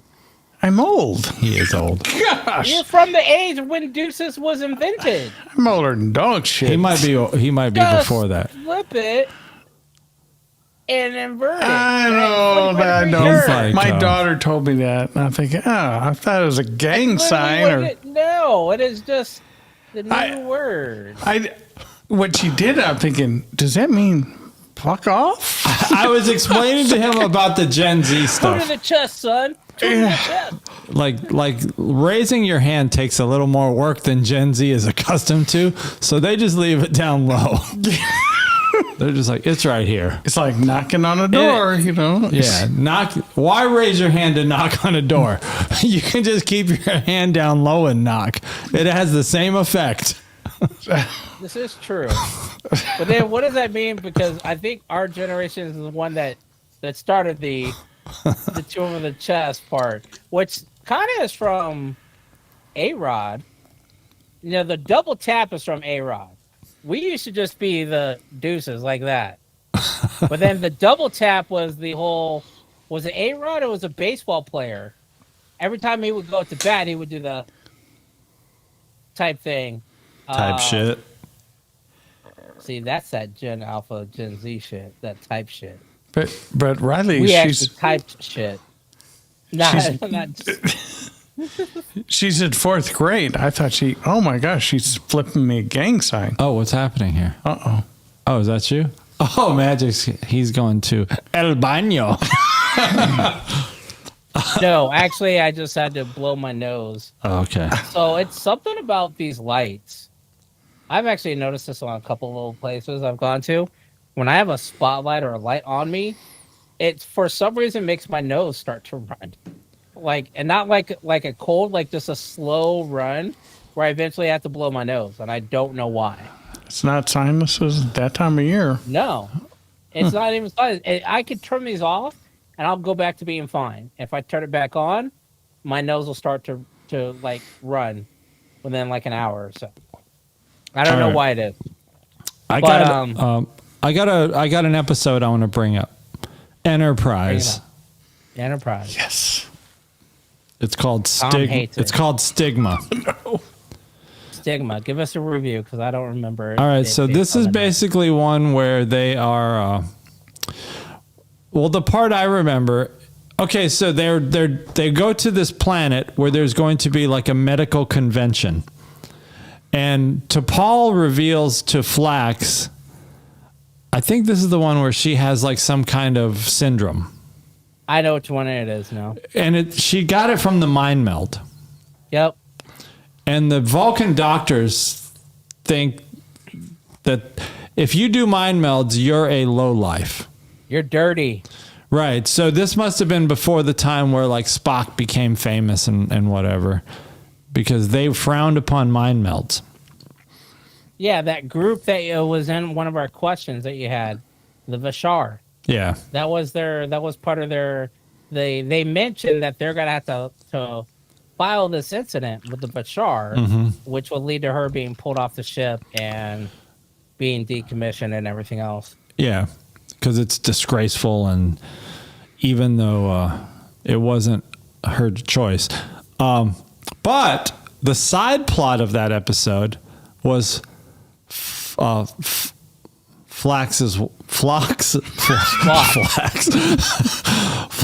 wife.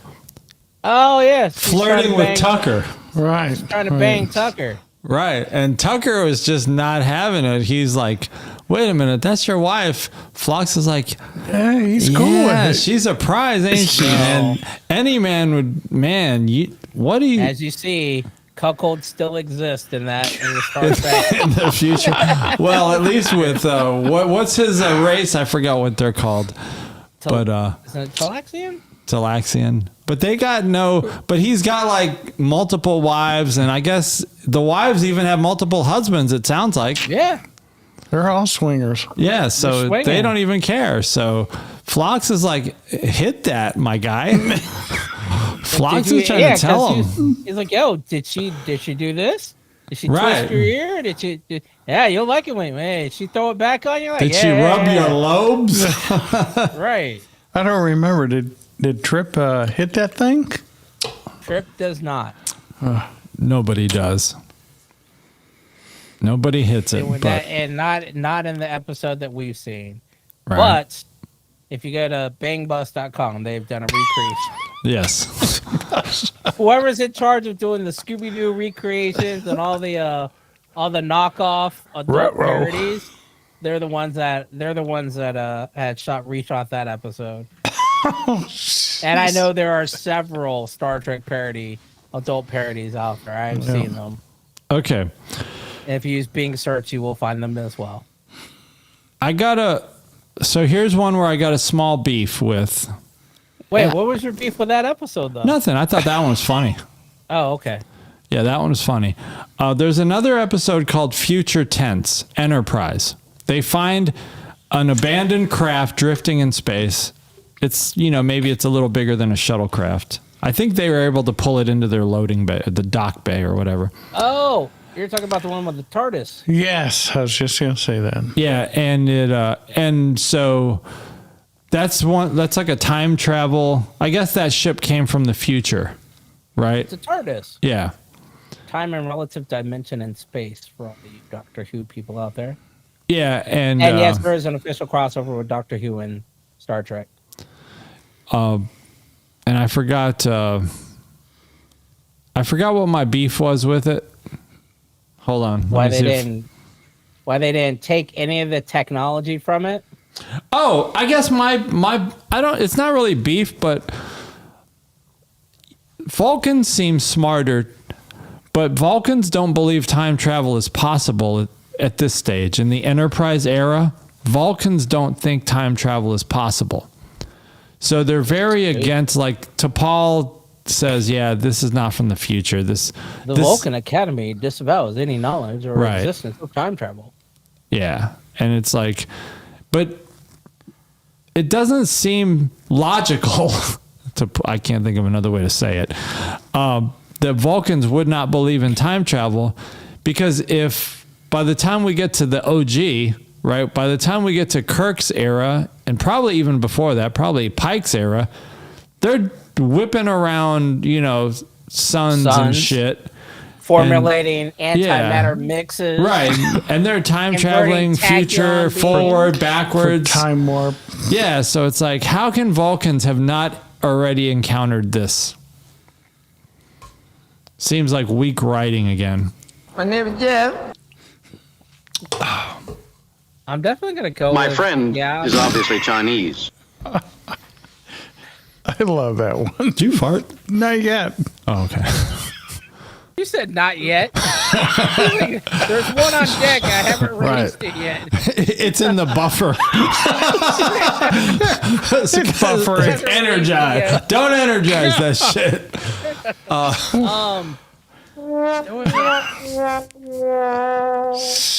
I want to say, because, and it's very weird that they still don't, because T'Pol sees that there is a time travel. There's an episode where they have the generational Enterprise runs into the Enterprise from the future. So the fact of that, I don't understand why they say they don't acknowledge this, and she lived through it. Yeah. Like she meets her older self, and she's like, "Well, the Vulcan Academy, the Science Academy," and the older T'Pol's like, "Bitch, shut the fuck up! I'm right here. You clearly see I am from the future. You see our kid. Obviously, it exists, you know." And then I think she references the, if anything, whatever the one that Spock says, if you take away all their options, the only thing remaining has to be the truth. And she's just like, "No." I'm like, "You fucking Vulcan Karen, like fucking Right. get it together."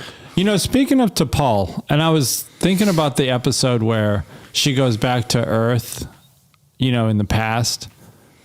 It's like a memory episode, right? The Montana one. Yeah. And she's Carbon Creek. yeah, Carbon Creek, and it's still and there's a scene where she's behind a blanket, like a laundry sheet, like a bed sheet that's hanging up on a clothesline. Yeah. And I don't know if she's changing clothes or what she's doing, but you can definitely see like some THO, you know, in the silhouette. You see some. Hey, have you explained to him what THO is? I know what that means. Okay. Are you sure? Absolutely. I'm old, but I'm a cool old. Like Star Trek is cool. It is now. Hold on. Now, do you think wait, but how do you let me ask you this though. How do you think they got that? Do you think that's CGI? Do you think she really went topless to do the silhouette through the bed sheet, or was that CGI? I think she has gone online and scrubbed all images of it. Oh, nope. Not clear enough, though. So, let's see. I think it's CGI. You have a screenshot that you can. I can't imagine that they would. I'm going for it. What did you search for? T'Pol, THO? No, T'Pol behind the sheet. Oh, okay. So I'm trying to see if I can zoom in. I don't think I have an option for it though. But I'm pretty Enhance. sure I can share Enhance. There you go. Oh. Yeah. What's that at the bottom? A little pecker? I don't think this is all I don't think. Maybe I think this is a animation. legit shot. Or like just a tight shirt or something? Yeah. I think it's a very tight shirt because she has THO and a couple of other shots like that one. Because notice how, do you see my mouse? Unfortunately. Yeah. The laugh signifies yes. So a lot of her shirts have this crease right here. Maybe the shirts just have it built in. And that's what Wardrobe. generates a lot of them. Is that crease right there. So when you have a side profile view, it looks like she has THO. All right. All right, let me stop sharing before you show something weird. Screenshots. I don't know what's going to pop up on your screen. one of many browser tabs. Yeah. See, when you maybe that was animated. when you don't have kids and people poking around computers, you don't have to worry about incognito.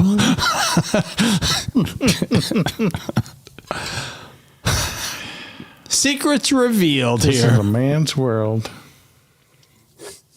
Yeah, I think a lot of it has to do with the wardrobe. I think that was an actual regular shot, not CGI. Because, yeah, why would you waste that kind of money on that shot just for that? All shit, right. that episode's on YouTube. Now time for the beef. this Enterprise episode Canamar. So this is an episode. There's so many of these episodes where Archer and most likely Tucker get arrested for something and get hauled off to like some prison from some other species, Which episode is this? Canamar is where they go to some planet in a shuttle, and then when they leave the planet, they get arrested and they're accused of being smugglers. Right, but and then they get put on a prison transport, and then while they're on the prison transport, there's a jailbreak that happens. They do the mutiny. Yeah, there's two guys do a mutiny on the prison transport, and Archer says, "I'll help you guys because I'm a pilot and I can help you fly this ship." And I guess in his mind, that's his way of thinking, I'll figure out a way to get us out of this, by volunteering to be the pilot. But here's my beef. It's not necessarily with this episode, but it's with the concept that Archer and Tucker are always getting arrested. Like, after the first time, you would think, okay, Enterprise, keep a closer eye on us. Like, when we go off on a shuttle mission to a planet, keep a close eye on us. Like, how is another shuttle, like, how are alien craft able to approach us and take us into custody, and Enterprise doesn't even know what happened? Like, are you not paying attention to what your captain is doing? Like, when your captain is in a shuttle off on an away mission, that should be the crew should be monitoring what's going on. All right. So I feel like the crew is so poorly trained or something. I don't know what it is. Or Archer just doesn't tell them, hey, the Suliban fucked with us, and the Talamandre or Taladran or whatever, the other ones that hate Archer, the ones that are at war with the Suliban, I can't think of their name, but they arrested Archer. So it's like Archer's always getting arrested when he's in a shuttlecraft going on like an away mission down to a planet. My question is this. I get that, and I can't blame the crew on this because they don't know, and Archer should have told them. I mean, hell, you have Malcolm talking about we need a faster way to ray shields, arm weapons. We need a red alert. Why is Archer not going like, hey, here's protocol. If we go out, monitor us. Keep it active. Y'all ain't doing nothing up here but scanning the planet. Right. You and you. Yeah, what the fuck y'all doing? Y'all ain't doing shit. Y'all monitor our medical. If you see our heart rate spike, anything, you pull us up. Yeah. Establish that. Yeah, I agree. At the same time, Archer needs to sit his ass down sometimes. Well, and they need a panic button. Put a panic button in the damn shuttle. How did they let the shuttle... Look, every single time, for the most part, they stop the shuttle and allow themselves to get captured. Yeah. They landed. Why didn't you fly back to the ship?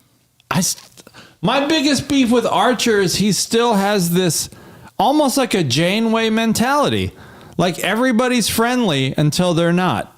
And it's like, no, you got to flip that. You got to flip that shit. He's too naive. But don't mess with my daddy's engine. Everybody nice until you mess with my daddy's. The Vulcans fuck with my dad and didn't let him do his warp. Let us do what we want to do. Didn't let my engine fly. He needs, I guess they need one of those things. The little pendant, you press it and help. I've fallen, I can't get up. Yeah. Life alert? Yeah, life alert. I mean, in the future we have they're called com badges. Yeah. Beam me up. Emergency evacuation. Emergency beam out. Hey, they had life alert in 1989 or 92 whenever Enterprise came out. I guess. Yeah, that's some old shit. I guess the protocol hasn't been developed yet. Hey, just FaceTime, every time we beam off the ship. Even today's cops, keep a camera monitoring us in the... Right. Yeah, just put a damn webcam. Like, let us live stream from the shuttle. And you know what? And so here's the other thing. You have the ability to monitor the population from orbit. You can zoom in enough to see their clothing, to replicate their clothing. You can literally put a camera, a live web feed from outside your ship on the captain. Because you are unlike us, you don't have to achieve orbit.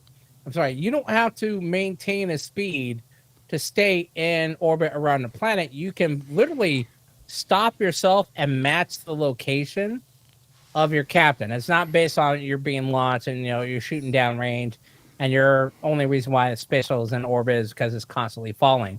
You're an outside ship. You have propulsion. You can literally fix your ship where you can maintain camera view of the captain no matter what the rotation of the planet is.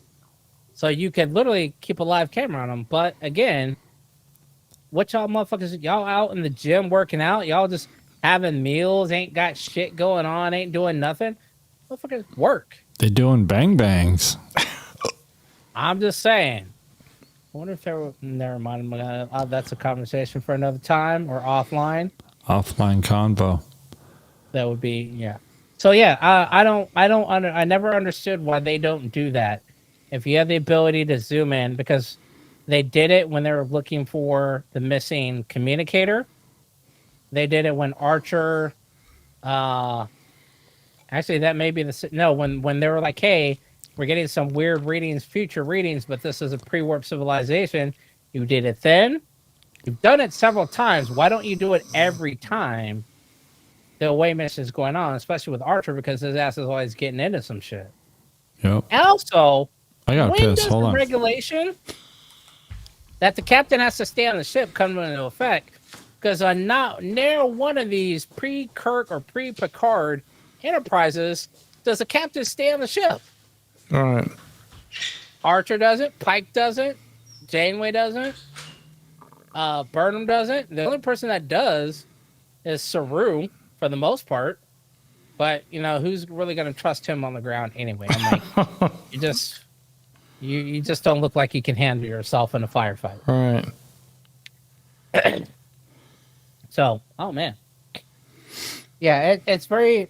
I would like to find out when that actually takes effect and what happens to cause that to take effect. Because clearly, Archer getting arrested for every little thing had nothing to do with it.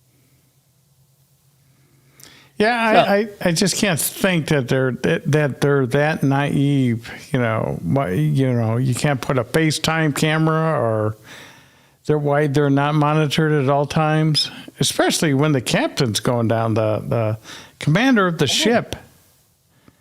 They ain't got a GoPro? Yeah. There were GoPros in the year 2000 before any of this went up. Y'all didn't think about putting a GoPro on it? Well, but hey, I guess we would make better writers if we knew how to write. We could write these things better. But that's why I honestly think that fans of the show need to be writers of the show, and not just used as a consultant. right. I think that's what a lot of them do, is they use the fans as a consultant to make it look like they're doing something, and then they don't take their ideas at all. I think the fans of the show need to have legitimate fans of the show be the writers of the show. Like with Doctor Who, a fan of the show was the literal executive producer and writers of the show. They were fans of the show. You didn't have to question, hey, well, you can't use this alien, because they already knew. And when the executive was, let's say, other than Stephen Moffat or somebody else, they were like, yo, we can't do that. And they were like, well, why not? Well, because this is this alien, and this alien is extinct, or this is in a parallel universe, blah, blah, blah. We can't do that. Act like you read this comic or read the books before. That's the same thing I think that needs to happen with Star Trek. Yeah, They need I agree. legit fans be the executive producer and writers of the show. Because then you wouldn't have people like us and nitpickers and other people that are like,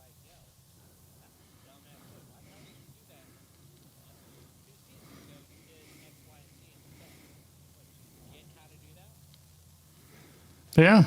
I mean, like you were saying about Doctor Who, it's still going on to this day, and it's going strong. And it's Star Trek is just hanging on by a thread.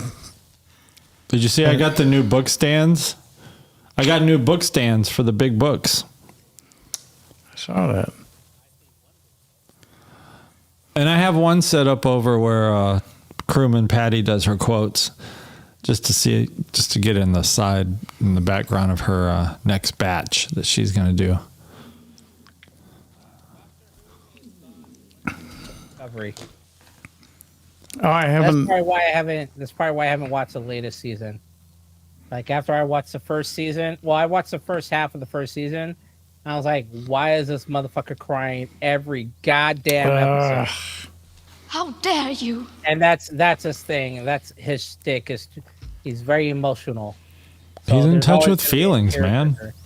That's fine, dude. You know what? Merge him and Chen need to remerge or something because this crying every episode is very annoying. In the club, we all fam. It takes away from the whole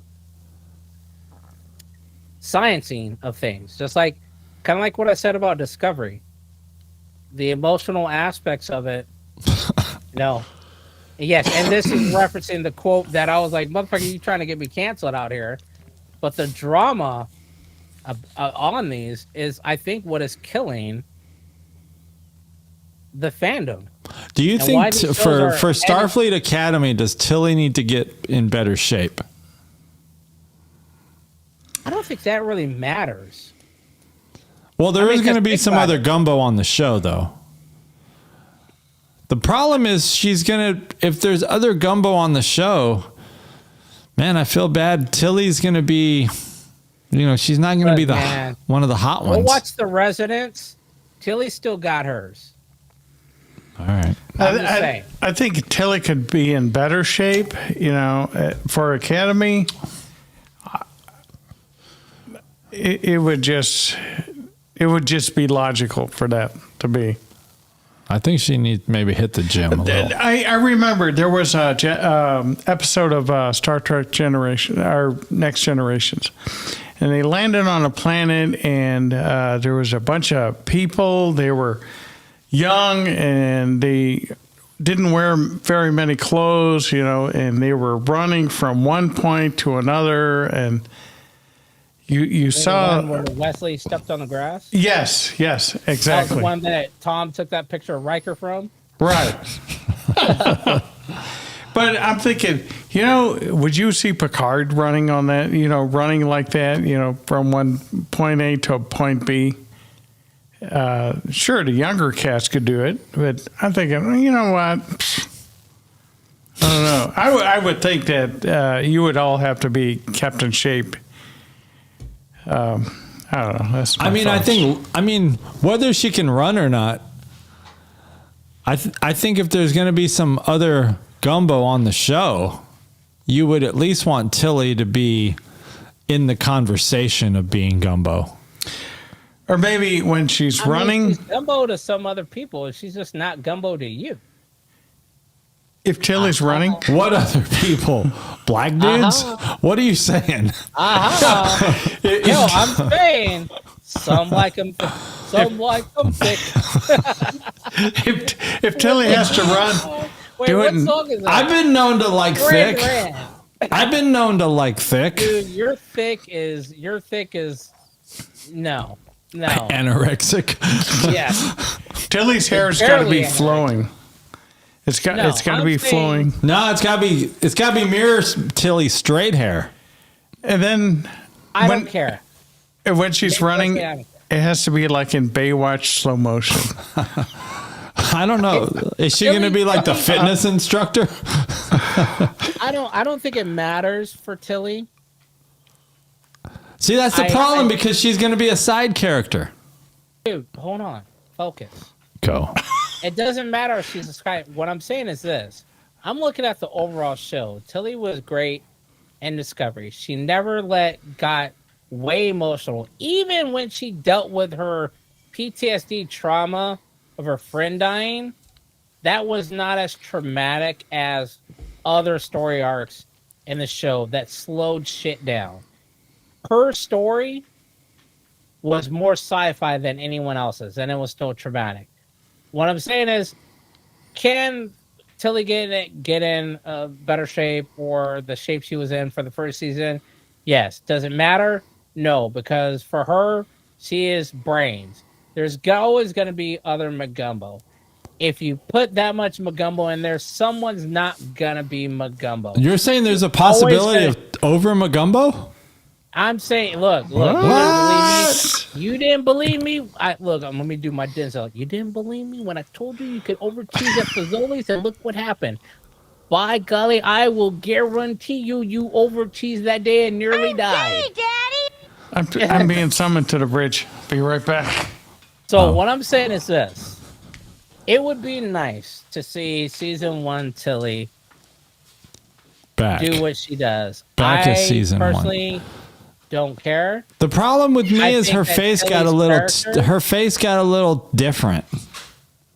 Well, yeah, because I don't mind if her body, I don't mind if her body is thick and swole, but her face got a little too thick.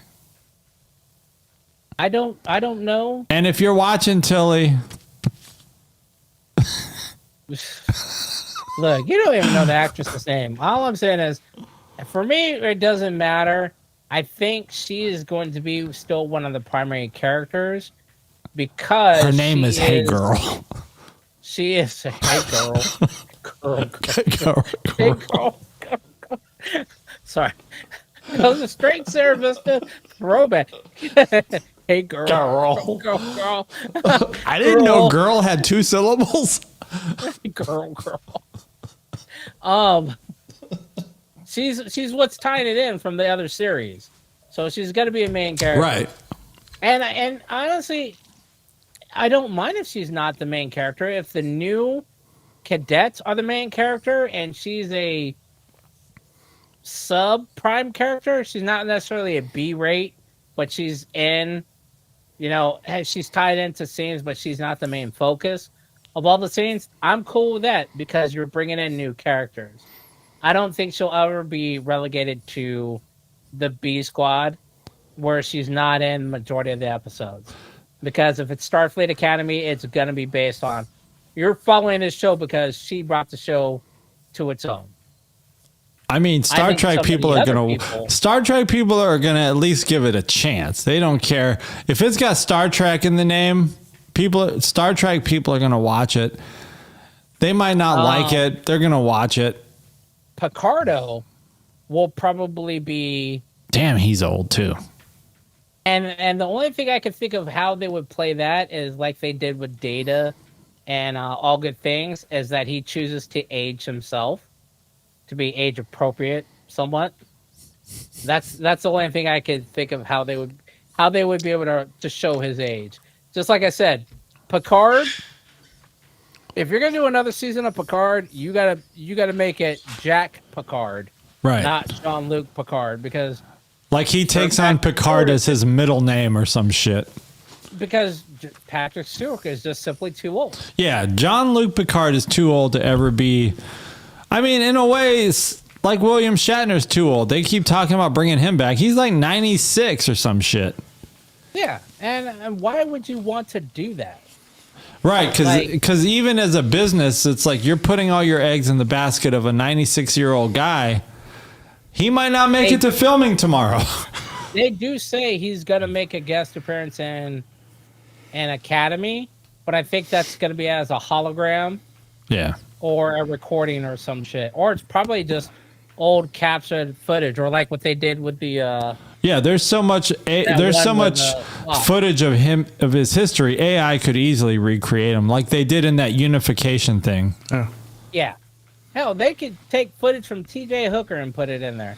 Right. No one's gonna know. No one's gonna know that shit.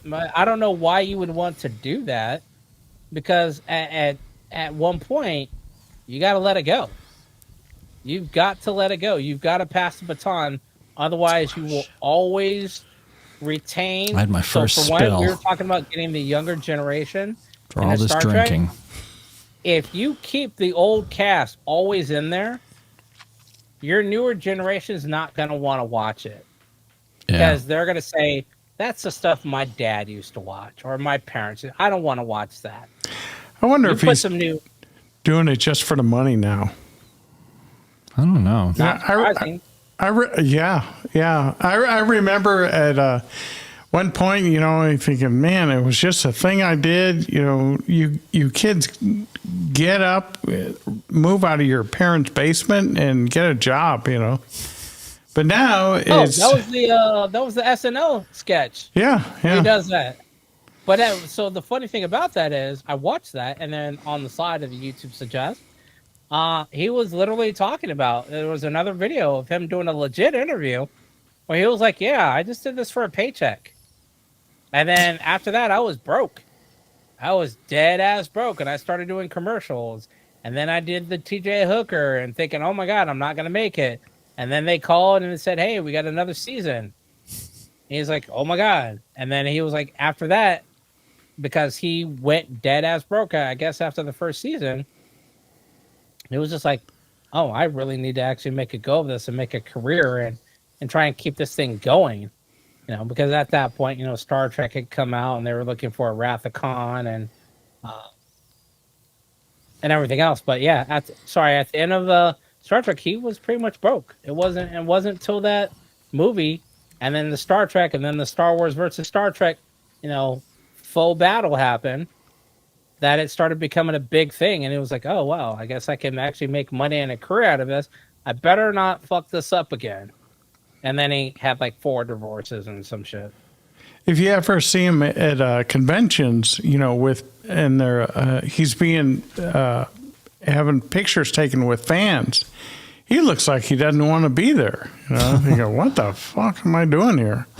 No, he doesn't, because he's probably doing it for the money. And, you know, there's interviews where, you know, I'm sure he doesn't want you to know this, but he gave some pretty open interviews years ago where he was like, you know, the money's not there anymore like it was, and he's not making Star Trek money anymore. He's getting residuals from Star Trek, obviously, but those have dwindled down. And then Boston Legal, I think, and some other things. But after Boston Legal, he hasn't really been in anything big.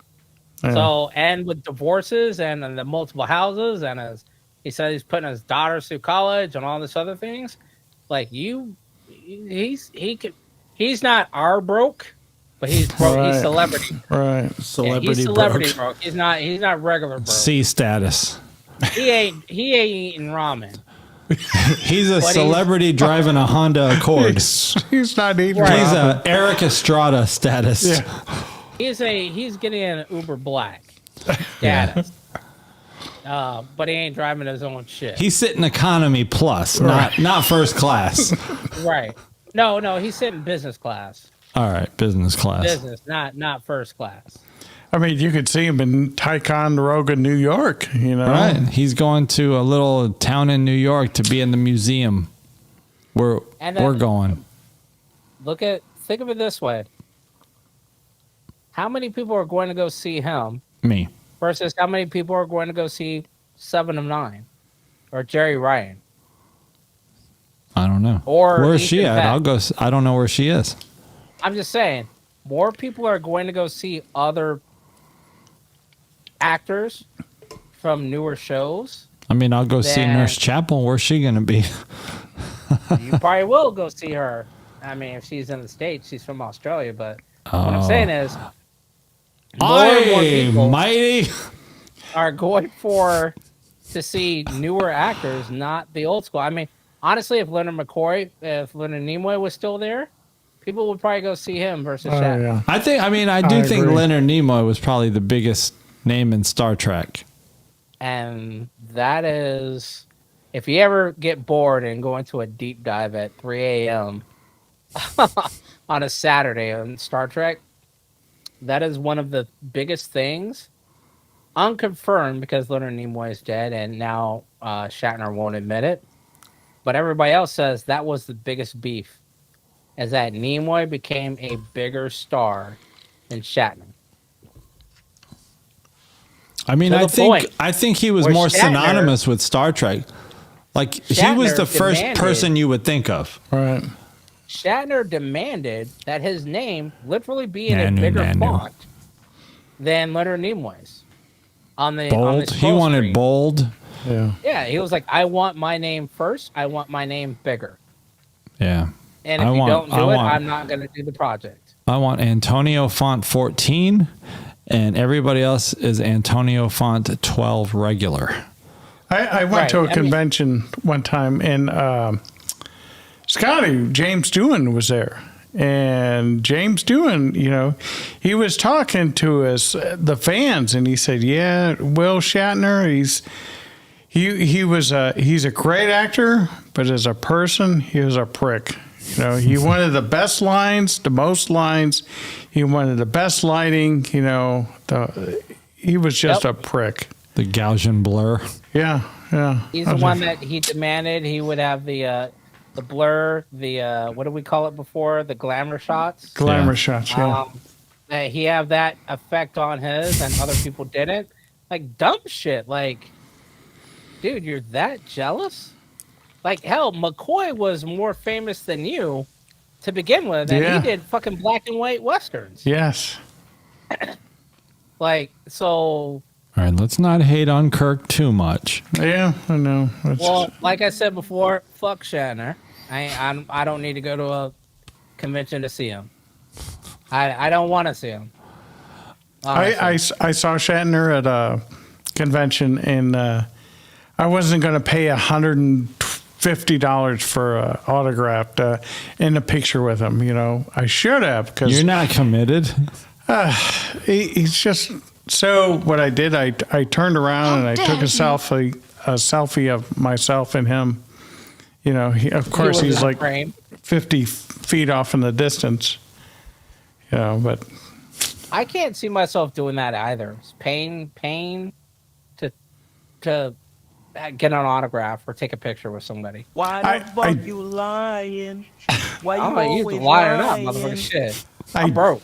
I did take a picture with Nichelle Nichols, and she was the only one. And Uhuru, the inventor of Bluetooth. Yes. I would do that. Nichelle Nichols, for multiple reasons that are not just Star Trek related, I would definitely do a picture with her. She was so humble, and the first interracial kiss, to me, I thought she was inspired. Even done that. What do you mean interracial kiss? On TV. Yeah. On a TV show. Oh, I don't see color, so I didn't know what you're talking about. I don't see color. Shut the fuck up. Ah, dude. So I would not done that. First interracial kiss I would have been Sidney Poitier and the chick from Look Who's Coming to Dinner. That was the first one in the movie. But for on a TV show, the Nichols and Shatner, I wouldn't even. That's neither here nor there with it. I'll be like, yeah, that ain't shit. What? I mean, it was significant. Shut the fuck up! I'm not saying it's not significant to some people. It's not that significant to me. I would probably talk to her about the call that Martin Luther King made to her when she was about to leave. And all the other shit. Yeah. Told her to stay there. Don't care about. Stay. Because you don't hear about it. All right. Because it's not other people's history. Starting to sound like I'm fitting now. I do have it in a factoid, a set of factoids that I'm trying to have Crewman Patty read.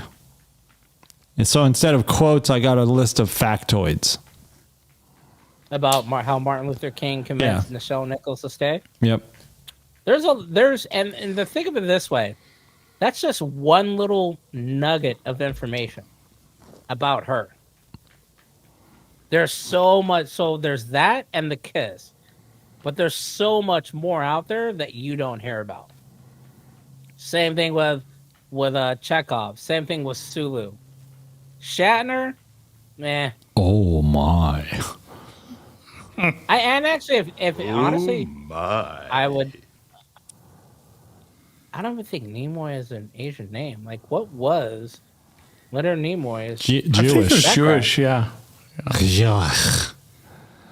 Oh, I'm canceled then now. the question I would ask him is, how do you feel about being somewhat portrayed as an Asian on a show when you're clearly not Asian? I mean, the Vulcans are loose. The Vulcan salute is from the Jewish people. Yeah, that's right. Because he said he got it from attending the synagogal practices. But I would ask him, like, how do you feel about that when people say, "Hey, you're Chinese," or "You're Asian," you're of Asian descent, when in fact you're not, or if you're not. My friend is obviously Chinese. Caught his head in a mechanical rice picker.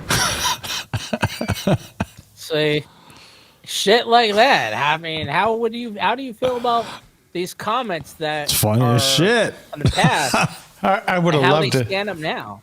I would have loved to see Nimoy at a convention, on a panel, just to listen to him, his experience. I mean, before Star Trek, I think he was on Mission Impossible, or maybe at the same time. He was on several shows. So Leonard Nimoy was on the pilot of a show, another sci-fi show that was a backdoor pilot for Star Trek. I want to say it was may have been Mission Impossible Mod Squad, or there's another international whatever type show that was on in that same era. He was on that, and he was acting in several movies. So, and that's why I said, I think Shatner being cast as the lead role and never getting lead treatment from the fans, because like I said, Doohan had experience beforehand. Yeah. Nimoy had experience beforehand, and McCoy had experience beforehand. All three, you got three major dudes that had major careers before your little punk ass came on this ship, and now you You know how long I've been waiting for this? So yeah, that's I think the whole jealousy aspect definitely is it, and that's why.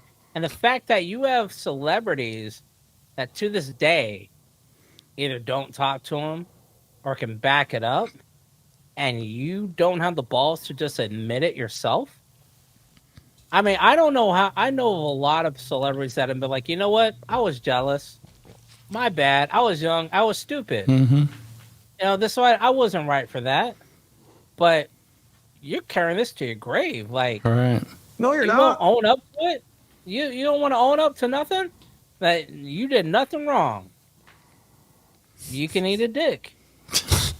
I remember the shuttle Enterprise was unveiled, and all the members of the cast of Star Trek was there except for Shatner.